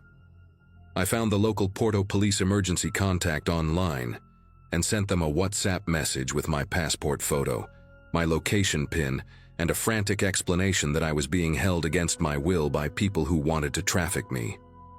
I did not know if they would respond, did not know if WhatsApp was even a legitimate way to contact law enforcement, but I had nothing left to lose. I stayed in that bathroom for nearly 40 minutes, refreshing my messages, listening to the muffled sounds of Gaspar pacing in the kitchen and the dogs still barking outside. And then, like a miracle, I heard sirens. Distant at first, then closer, then right outside the window. I heard car doors slamming, engines revving, and tires screeching as the dark sedans fled into the night. I heard shouting in Portuguese, heard Gaspar's voice high and panicked, heard heavy footsteps on the stairs. When the police knocked on the bathroom door and called out in accented English that I was safe, I collapsed onto the cold tile floor and sobbed harder than I have ever sobbed in my life. They escorted me out of that house within the hour, took my statement at the station until nearly 3 in the morning, and put me on a flight back to Denver the next afternoon with a police escort to the gate. I never learned exactly who those men were or what would have happened if the sirens had not come. Gaspar was arrested, though I do not know what charges stuck or if he is still in prison. What I do know is that I have not traveled alone since, that I check the locks on my apartment 4 times before bed, and that sometimes, when a car idles too long on my street, I feel that same cold dread wrap around my chest like a fist.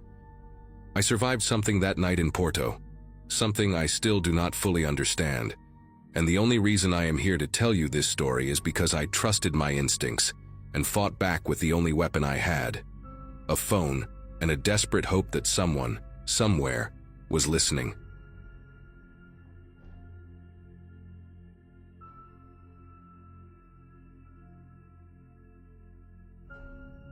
My company sent me to Austin for a software training conference back in March of 2018. 4 days, all expenses paid, which sounded great until I saw the hotel options they approved. $60 a night in downtown Austin gets you a room that smells like cigarette smoke and desperation. So I did what most people my age do now, and booked a rental apartment instead. Found a nice-looking place about 6 blocks from the convention center. Modern building, great reviews, hosted by a guy named Craig who had over 200 5-star ratings. The listing photos showed this sleek 1-bedroom unit with floor-to-ceiling windows, a kitchen island with bar stools and a sofa bed in the living area. $90 a night, way better than the motel options. I messaged Craig a few questions about check-in. He responded within minutes, super friendly. Seemed like a solid choice. My girlfriend even joked that she wished she could come along because the place looked nicer than our actual apartment back in Columbus. I got to Austin around 3 in the afternoon after a connecting flight through Dallas. Craig had set up one of those keypad locks, so I just punched in the code he texted me and let myself in. The apartment looked exactly like the photos, which is always a relief with these rentals. Clean, modern, that generic IKEA furniture vibe, but in a good way. Big windows overlooking a courtyard, decent natural light. I dropped my suitcase in the bedroom, checked out the bathroom, opened the fridge to see if there was anything inside. Standard stuff, a few condiment packets, bottled water, A welcome note on the counter with the Wi-Fi password and some restaurant recommendations. I remember thinking this was going to be a smooth trip. I had the rest of the afternoon free before the conference started the next morning, so I figured I would grab dinner somewhere nearby, maybe walk around a bit. That was the plan anyway. I wish I had just stayed in some crappy hotel instead. I came back from dinner around 8, full from some decent barbecue at a place a few blocks away. The sun was setting and the apartment had that warm orange glow from the windows. I kicked off my shoes, grabbed a beer from the welcome pack Craig had left in the fridge, and settled onto the sofa bed to watch something on my laptop. That is when I first noticed the motion sensors. There were 3 of them mounted in different spots around the main living area. Small, white rectangular boxes about the size of a deck of cards. One near the front door, one in the hallway leading to the bedroom, and one mounted on the wall right next to the kitchen island, maybe 7 feet up. I figured they were part of the security system, the kind that triggers an alarm if someone breaks in. The listing had mentioned the building had good security features, so I did not think much of it. But I remember glancing at the one near the kitchen and noticing its little LED light was blinking green every few seconds. The other 2 had solid red lights, no blinking. I thought maybe it was a different model or something. Did not give it more than a passing thought. Around 11, I was getting ready for bed when the power in the apartment flickered. Just for a second, lights went out and came back on. Probably nothing unusual for an older building, except this place was supposed to be recently renovated. I was standing in the kitchen getting a glass of water when I noticed the motion sensor near the island again. The power had just flickered off, but that green light was still blinking. Same rhythm, same interval. That struck me as weird because if the power cut out, even for a second, should not the sensor reset or go dark? I stood there watching it for maybe 30 seconds, and it just kept doing its thing. Blink, pause, blink, pause. I walked over to the one by the front door and its red light had gone solid again after the flicker, like it had rebooted. Same with the hallway one. But the kitchen sensor kept blinking like nothing had happened. I am not a paranoid person by nature, but something about that inconsistency got stuck in my head. I told myself it was probably just a battery backup or a different brand. I went to bed, but I kept thinking about that blinking light in the dark. The next morning I woke up early, around 6, even though my first session at the conference was not until 9. I made coffee using the little machine on the counter and found myself staring at that sensor again. In the daylight, I could see it more clearly. It looked newer than the other 2. The plastic was shinier, less dusty. The other sensors had that slightly yellowed look that white electronics get after a couple years. This one looked like it had been installed recently. I pulled one of the bar stools over and climbed up to get a closer look. The sensor by the front door had a small logo on it, some security company brand I did not recognize, and a serial number sticker. The hallway one had the same, but the kitchen one was different. No logo, no serial number, just a plain white casing with a tiny dark circle in the center that I had not noticed before. I remember my heart started beating a little faster when I saw that circle. It was maybe the size of a pencil eraser, slightly recessed into the plastic. I told myself it was probably just a light sensor or an infrared detector. Motion sensors have those, right? But why would this one look so different from the others? I got down from the stool and grabbed my phone. I typed the brand name from the other sensors into a search and found the security company website. They made basic home security equipment, motion detectors, door alarms, that kind of stuff. I looked at their product catalog and found models that matched the sensors by the door and hallway perfectly. Then I searched for one that matched the kitchen unit. Nothing. Not a single product on their site looked like that plain white box with the little dark circle. I went back to the listing page for the apartment and read through the description again.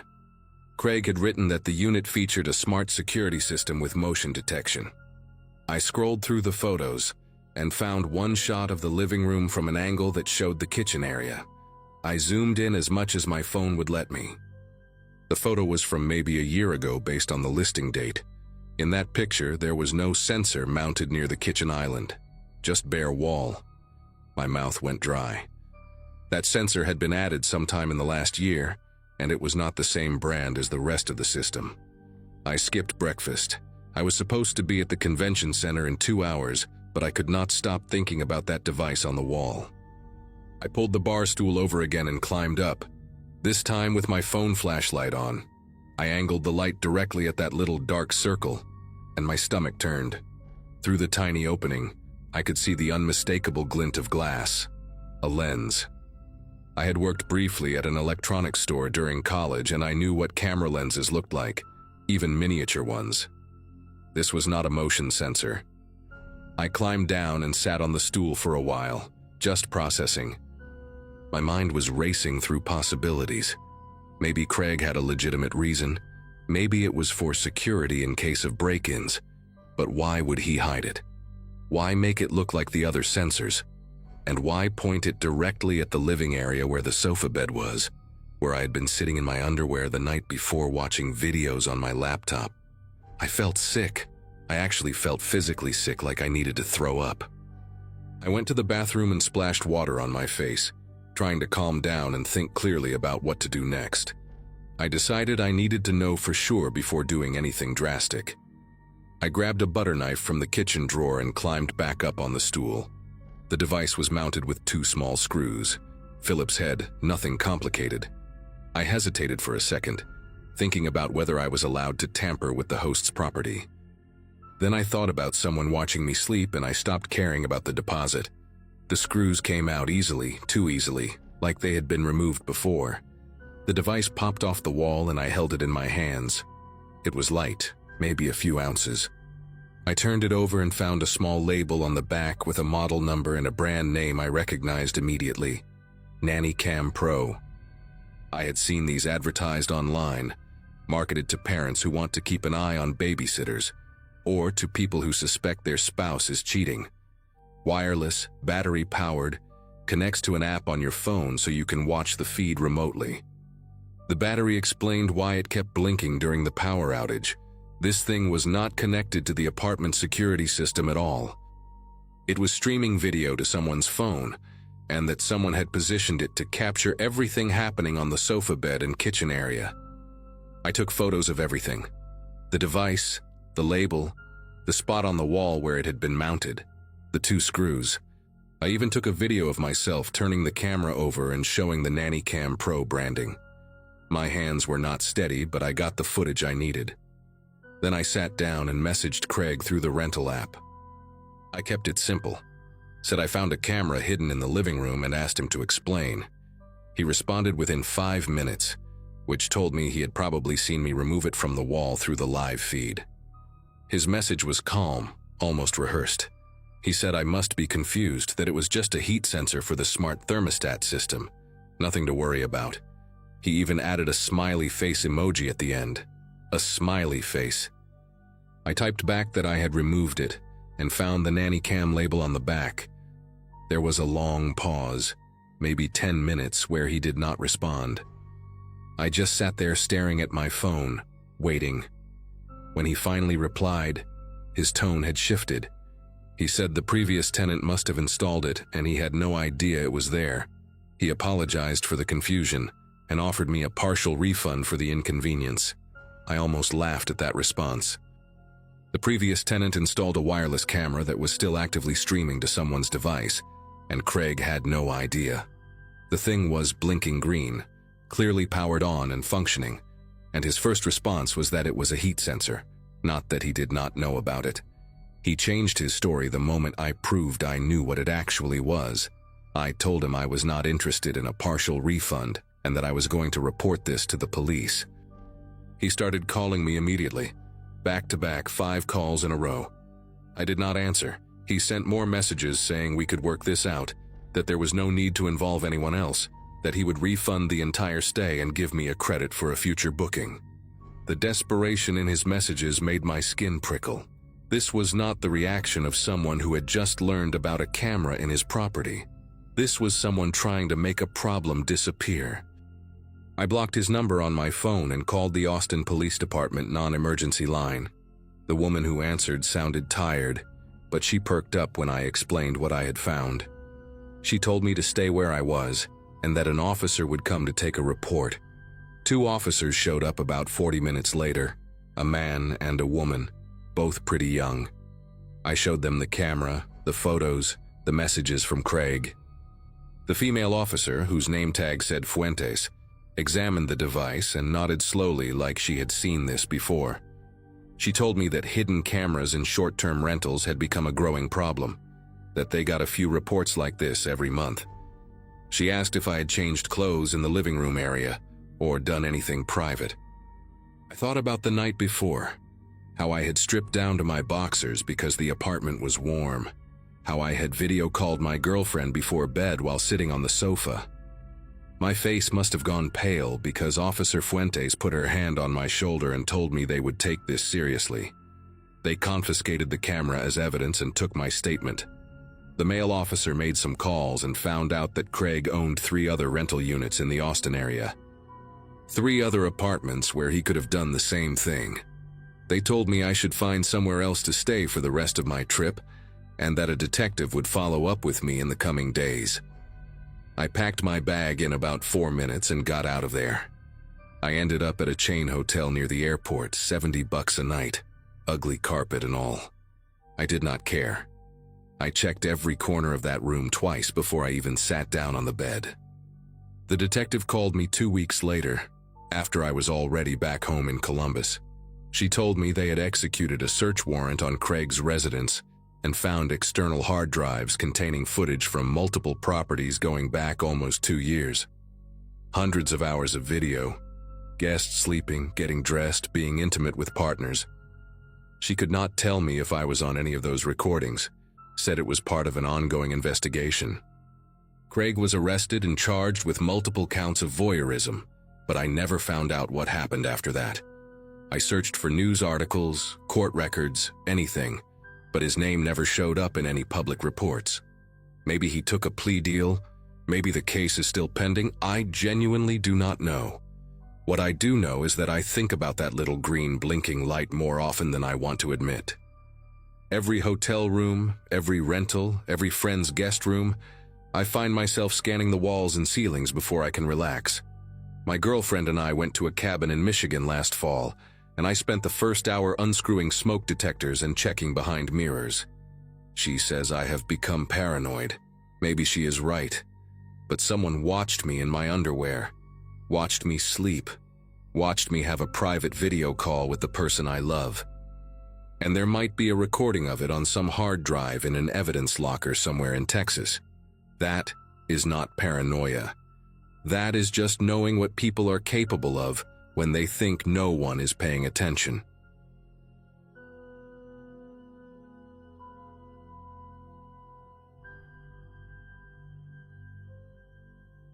A bag full of camera gear and a deadline to meet had pushed me to book a last-minute stay at a restored carriage house attached to an old estate.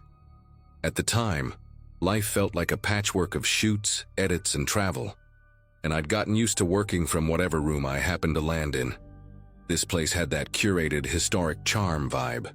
Exposed beams, polished floors, the smell of furniture wax lingering in the air. The only thing that didn't quite match was a wooden panel hanging on the wall across from the bed. Everything else looked like it belonged in a boutique magazine spread, but that panel had a dull, uneven finish, like it had been carved by hand and forgotten for decades. I remember thinking it looked staged, but not in a designer way, more like someone wanted it there for a reason they weren't explaining. I'd unpacked just enough to prep for a video call with a client, trying to get the lighting right so I wouldn't look like I was dialing in from inside a cave. I shifted my lamp a few inches, then a few more, and that's when my attention drifted back to the panel. One of the carved cutouts caught the light in a strange way, not a reflection, more like something inside the hollow shape shifted for a split second. At first I chalked it up to glare bouncing off the lamp, but the more I stared at it, the more I realized the faint flicker came from deeper than the surface. It made my chest tighten in that uneasy, instinctive way you get when you notice something that shouldn't be behaving the way it is. I walked closer, telling myself it was probably a draft or maybe a stray shadow. The carvings were oddly intricate, thin slits, diamond shapes, shallow apertures that weren't symmetrical. Up close, they gave the uncomfortable impression of being intentional in a way I couldn't place. I pushed gently on the panel, expecting it to be solidly anchored. Instead, it shifted about an inch, just enough to reveal a narrow gap in the drywall behind it. The gap wasn't symmetrical either. It looked like someone had cut through from the other side and never bothered to plaster it. I reached in with my phone flashlight, angling it until the beam slipped past the jagged edges. What it illuminated didn't look like part of any normal wall. The gap connected to a cramped, unfinished space running between the carriage house and the main building. It reminded me of those awkward architectural leftovers you only realize exist when a house gets renovated. Except this one wasn't empty. Dust coated most of the floor, but near the entry point were faint footprints, fresh enough that the shape of a heel and part of the arch were still defined. The dust around them looked recently disturbed, trailing deeper into the void, and near the closest footprint, pushed up against a beam, was a takeout container from a local diner I recognized from the drive-in. There was no dust on top of it. Someone had been in there not long before I checked in. Someone small enough or determined enough to crawl through that narrow space, hidden by a panel placed directly across from the bed. I stepped back from the wall, letting the panel fall back into place, and tried to make sense of what I'd just seen. The room around me felt different now, like the air had gone still in a way I hadn't noticed before. I kept replaying the details, the disturbed dust, the clear shape of those footprints, the untouched takeout container sitting like someone had dropped it and planned to come back. The strangest part was how deliberate the panel seemed once I really paid attention to it. Its position wasn't decorative at all. It was angled just right, facing the bed with those carved openings arranged in a pattern that suddenly reminded me of camera viewports. I sat on the edge of the mattress for a moment, listening to the faint settling sounds of the old building, each creak making me wonder if it came from the void rather than the beams overhead. Eventually, I reached out to the host through the app, trying to sound calm while explaining what I'd found. She answered quickly, almost too quickly, brushing everything off like it was part of some harmless architectural quirk. "Oh, that old construction gap has been there forever," she wrote, as if that explained the fresh tracks or the takeout container that couldn't have been older than a day. When I mentioned the panel and how it didn't match the rest of the decor, she doubled down, insisting it was just a touch of historical character. But nothing about it felt historical. The edges weren't worn the way the beams were, and the screws holding it in place looked new. Her casual dismissal only made my pulse pick up, because now it felt like she either didn't know the truth or didn't want to acknowledge it. I ended the chat feeling more unsettled than before and decided to check the panel again, this time listening carefully as I nudged it aside. The gap wasn't wide enough to climb through, but the space beyond extended far enough that someone could definitely move around in it. I angled my phone light deeper into the void, sweeping it slowly across the exposed joists and insulation. A faint glint caught my eye from farther inside, something metallic reflecting just enough to stand out. I couldn't reach it, but knowing it was there made the whole situation feel even stranger, like whoever had been in that space wasn't just hiding, they were bringing things in. Staring at that dim reflection, I couldn't shake the feeling that the panel wasn't just a cover, it was a viewport. As evening crept in, I tried to work on my project, but every so often I caught myself glancing at the panel, waiting for another flicker. The room had dimmed to that bluish hue you get when the sun drops behind the trees, and the panel's carvings seemed to absorb the light instead of reflecting it. At one point, a soft tapping sound drifted through the wall, quick, subtle, almost playful. It wasn't like the building settling. It had a rhythm to it, like someone making sure I was still aware of the panel. I set my laptop aside and stood completely still, straining to hear anything else. The tapping didn't continue, but something inside that void shifted, just a small movement, a faint rustle. Enough to confirm I wasn't imagining things. Someone was in there, and they were waiting for the right moment to move again. Night settled over the property in a way that made the carriage house feel detached from the rest of the world.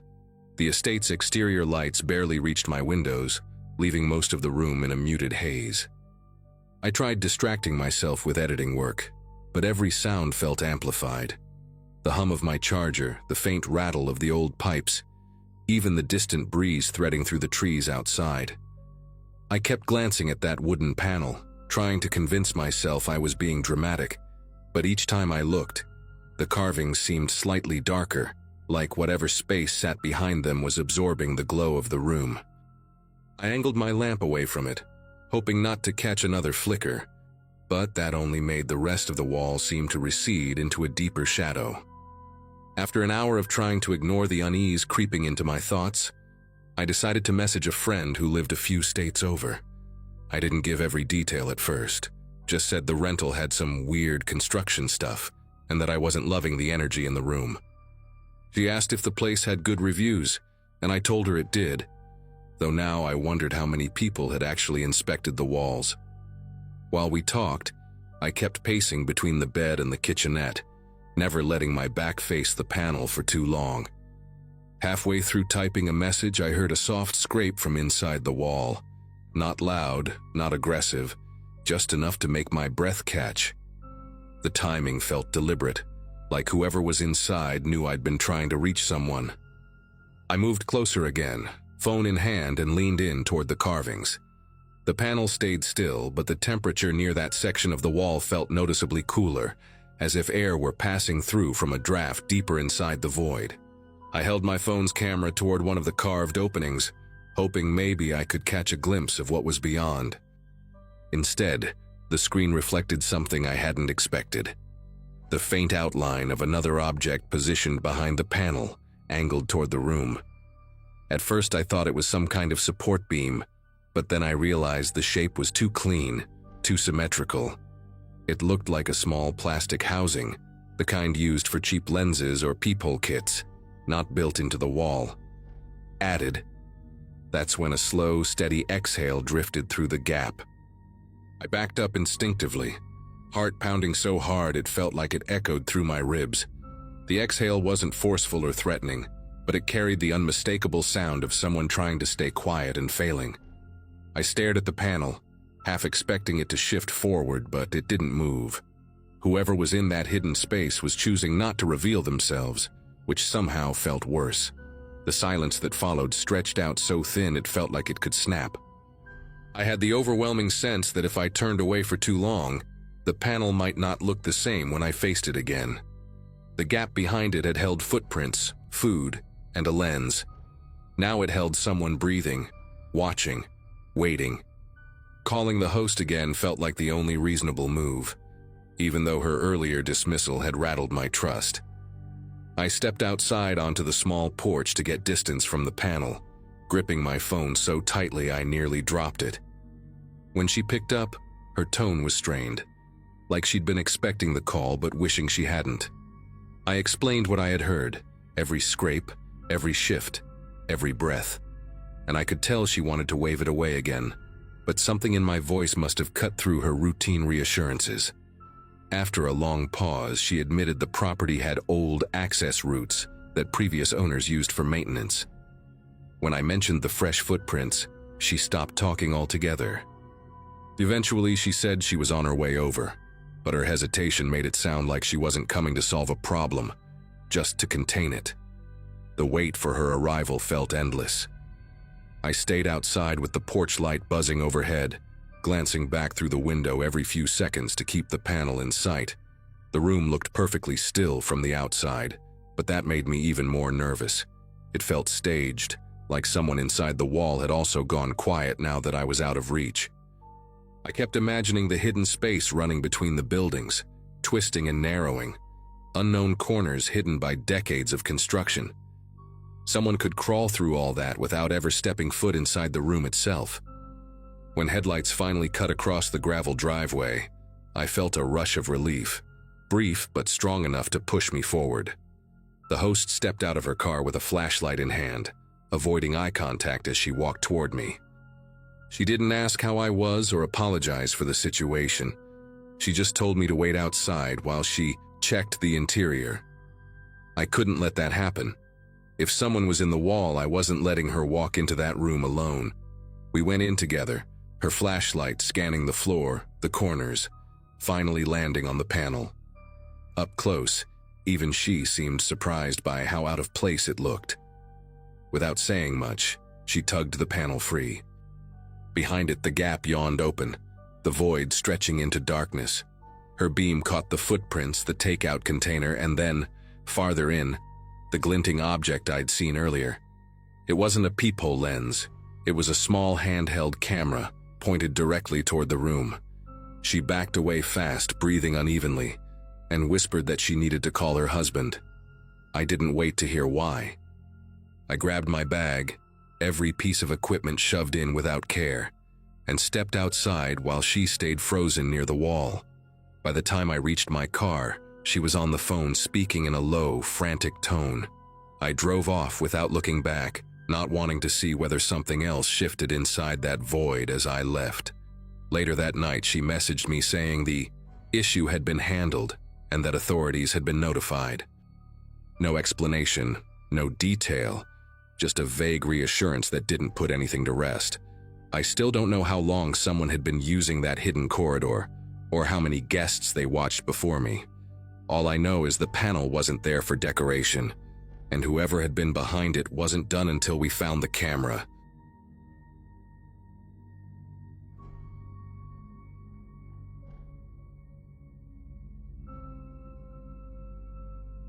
The Airbnb I booked that spring belonged to a family living in a quiet residential neighborhood on the edge of a small town, the kind of place where most houses had wind chimes and faded porch swings. I'd taken the trip to get a break from my cramped apartment and finish a remote work project without constant interruptions. The listing showed a separate guest suite attached to the main house, with its own entrance, and a small laundry room between the two spaces. I remember noticing how the laundry room door had a heavy old brass handle, tarnished in a pattern that looked almost like fingerprints frozen into the metal. The host, a woman named Laura, greeted me at check-in with a quick tour and a rehearsed explanation about privacy. Everything seemed straightforward, even comforting in that mild suburban way. The first couple of days passed quietly. I spent most of my time typing at the little desk next to the window, listening to distant lawnmowers and the soft hum of the fridge. It wasn't until my third morning that I noticed something in the laundry room that didn't match how I'd left it. A large bottle of detergent with a cracked blue cap had shifted a few inches to the left on the shelf. It stood out because I remembered the uneven way it leaned when I'd placed it back after washing a pair of jeans. Now it sat neatly upright, like someone had corrected its posture. At the time, I chalked it up to my memory playing games, even though I kept replaying the image of how it had looked the night before. Later that evening, I went to toss a towel into the dryer and felt a faint lingering warmth inside the drum. There were damp clothes in there, heavy flannel shirts and socks I didn't recognize, tinted with a detergent scent sharper than the one I'd brought with me. The oddest part was the pattern on one of the shirts, a faded print of a local high school mascot I'd never heard of. I stood there for a while, waiting for a clear explanation to form in my mind, but none did. The laundry room door leading to my suite was locked from my side, and the listing had stressed that the host wouldn't need to enter the space during my stay. That night, something pulled me out of sleep. Not a sudden noise, but a strange sense that the air in the room felt disturbed, like it had recently shifted.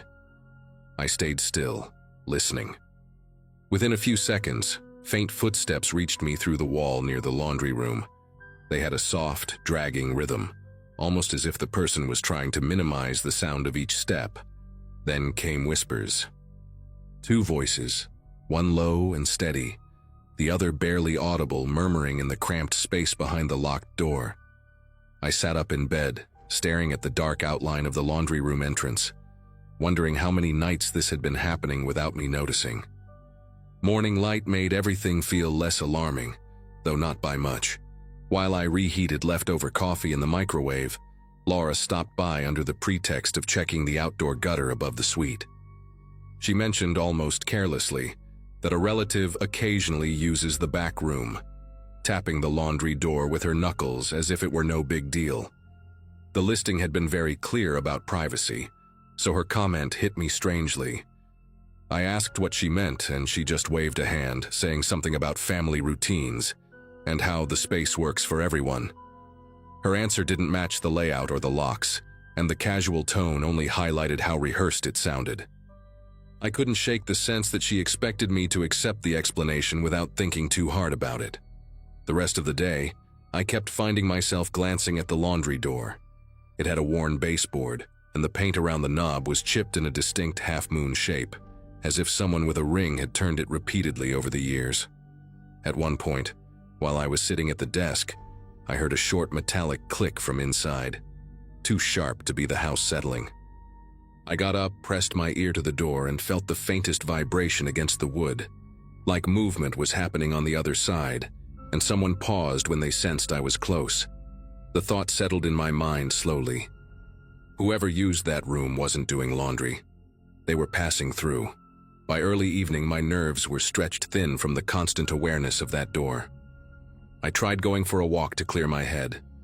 The neighborhood felt a little strange now, too quiet, too still. When I returned, I noticed something I hadn't before: a set of scuff marks on the floor tiles near the laundry door, forming a narrow arc that suggested a heavy object being pivoted or a foot twisting for balance. They weren't mine. My shoes left a different pattern entirely. That detail stuck with me more than I expected. It meant whoever came in wasn't trying to hide all evidence, only enough to avoid immediate suspicion. When I went to bed that night, I positioned a suitcase and a metal folding chair against the laundry room door, not as a real barricade, but as a way to alert me if anyone tried to come through. I kept a lamp on, telling myself it was just for comfort, though I knew I didn't fully believe that. Sometime after midnight, I caught a faint sound again, barely there movement, too steady to be pipes or settling wood. The chair trembled slightly, just enough to tap against the wall, and everything inside me paused at once. I didn't call out. I didn't move. I just stared at the shadow beneath the door, watching it shift in a slow, gliding motion, as if someone were studying the outline of my barricade from the other side. The moment that shadow drifted away, I realized there was no chance I'd sleep again. I sat upright in bed for what felt like an hour, listening to the deep quiet settle back into the walls. When I finally worked up the courage to approach the laundry door, the air near it felt unusually cool, like the room on the other side had been opened to a draft. I pushed the suitcase aside and gently pressed the door's edge. The lock held, just as I'd left it. That should have reassured me, but all it did was confirm that someone had found a way to move through the space without disturbing anything I controlled. I backed away slowly, making sure every light in the suite was on before I returned to the bed. At sunrise, I packed my bag in silence. The decision felt instinctive, not panicked, just necessary. Before leaving, I opened the laundry room door cautiously, half expecting someone to be waiting behind it. Instead, I found a detail I hadn't noticed before: a narrow seam in the drywall behind the dryer, running vertically like a hidden panel. The edges were smudged with faint streaks of gray, almost like fingerprints dragging along plaster.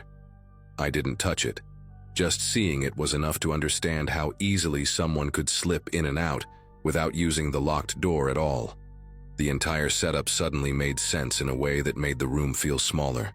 When I stepped outside, Laura was on the porch watering a planter filled with wilted basil. She didn't look surprised to see me leaving early. She just asked if everything had been comfortable enough, phrasing it in a way that made the question sound like a test rather than genuine concern. I told her I had a schedule change and needed to hit the road. She nodded slowly, as though she already knew I wouldn't be staying. Her expression didn't show guilt or relief, just a strange, unreadable passivity that made me wonder how many other guests had cut their stays short without explanation. I didn't wait for further conversation. I walked to my car, feeling the urge to keep a steady pace until I reached the driver's seat. I reported the listing that afternoon, attaching everything I could describe without sounding unhinged. The platform took the report but never followed up with details, only confirming they were reviewing the matter. A week later, curiosity pushed me to check the listing again, and it had already been removed. No explanation, no replacement, nothing. I still think about that thin vertical seam behind the dryer and the voices whispering in the dark. Whatever was happening in that house felt practiced, routine even, like I'd just stumbled into someone else's nightly pattern. And even though I left without confrontation, the knowledge that people had been walking through the suite while I slept has stayed with me in a way that's hard to fully shake.